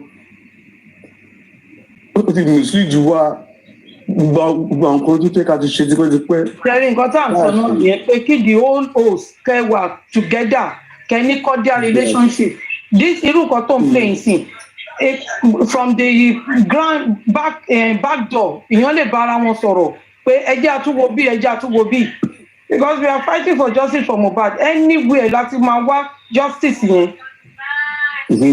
So oya so mo fẹ́ jẹ́ ká gbóhùn ẹ̀ okay mo pè é sorry ẹ̀ má bèrè lẹ́kọ̀ọ́ lẹ́nu pé interview ẹ̀ wẹ́gbọ́n interview sí Black ká wá wo voice yẹn pẹ̀lú èrò tó pé náírà má lè ká wí máa connect.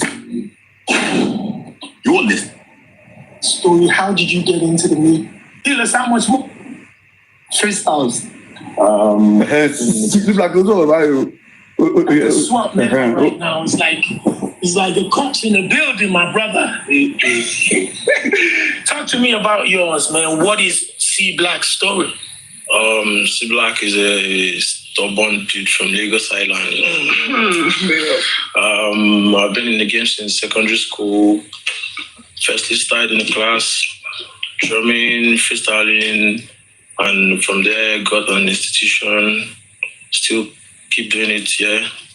So I did a track first as a freestyle, not a track because there is no chorus. Just No, was I single?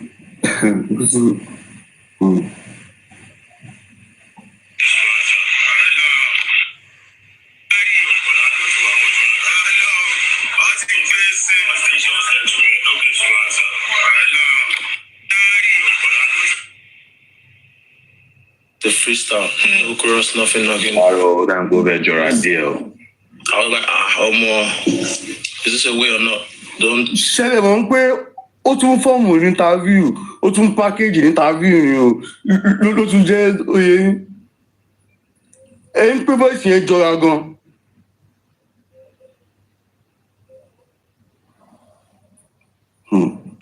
The music nǹkan tí mo fi ń sọ̀rọ̀ láti jọ enjoy nìyẹn pé you have to irú kéèsì báyìí ọlọ́pàá láti work within kọ́ dẹ̀ extend ọ̀rọ̀ yẹn out but àti bẹ̀rẹ̀ pẹpẹ kínní ẹnìkan ni o ó ti da ọ̀rọ̀ yìí rú mo sọ ń jọ ẹ mo ní you work from inside and you build wàá wá evidence wàá dẹ̀ fi àwọn tó máa jẹ́ accessory after the fact ìgbà yẹn gangan lẹ máa mú wọn but gbàtà sọ̀rọ̀ ń gbà yẹn dáwọn wọn ní na this person na this person na that person. Ìwọ pé kọ́rẹ́ tí wọ́n ní gbogbo àyíní pé ẹ má jẹ́ ká ta sọ́ba yìí ẹ jẹ́ ká wà kíní kan ẹ jẹ́ ká wà ẹ̀wọ̀n gbogbo àwọn nǹkan tó yẹ ká treat látijọ́ ẹ̀ treat ẹ̀ àwọn ọjà òṣìlẹ̀ wọn treat kiri kí ló kún wà pẹ̀lú bọ́ọ̀lù jẹ́ pẹpẹ soup.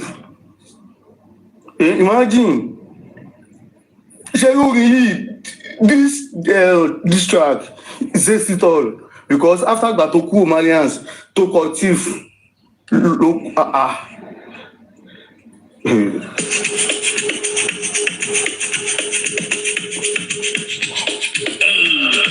Black, what to do? Drink out, yeah, Maria,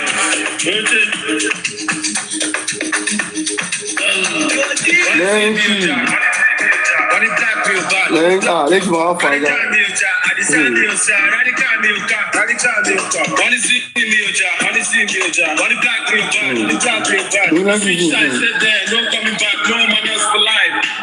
You made a diss track for who helped you.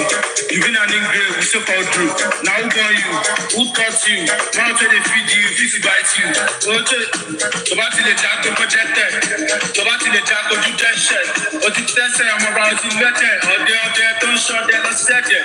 At the move, at the Bella, at the supporters in at the lawyer. Don't baba in my sober. Ori project on this our corners. Even if you spell out from back.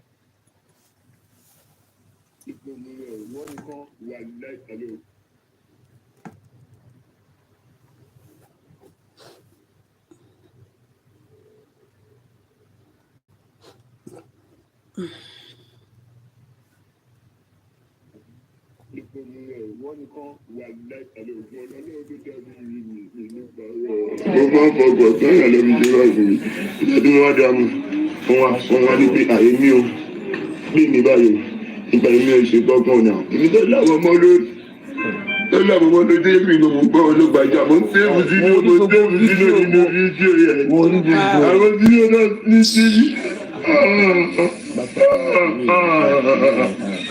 ọba fi wọ́n sílẹ̀ ọba ní kékeré màgbọ́lé wípé èmi màgbọ́lé o èmi kàn yẹn ṣe wà bẹ́ẹ̀ so 1 6 wípé 0 2. You the same about I said. Wọ́n ní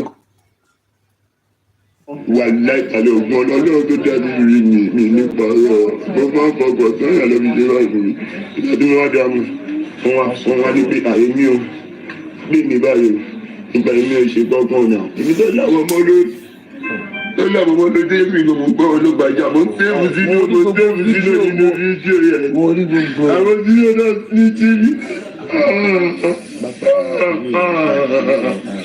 ọba fi wọ́n sílẹ̀ ọba ní kékeré màgbọ́lé wípé èmi màgbọ́lé o èmi kàn yẹn ṣe wà bẹ́ẹ̀ so 1 6 wípé 0 2.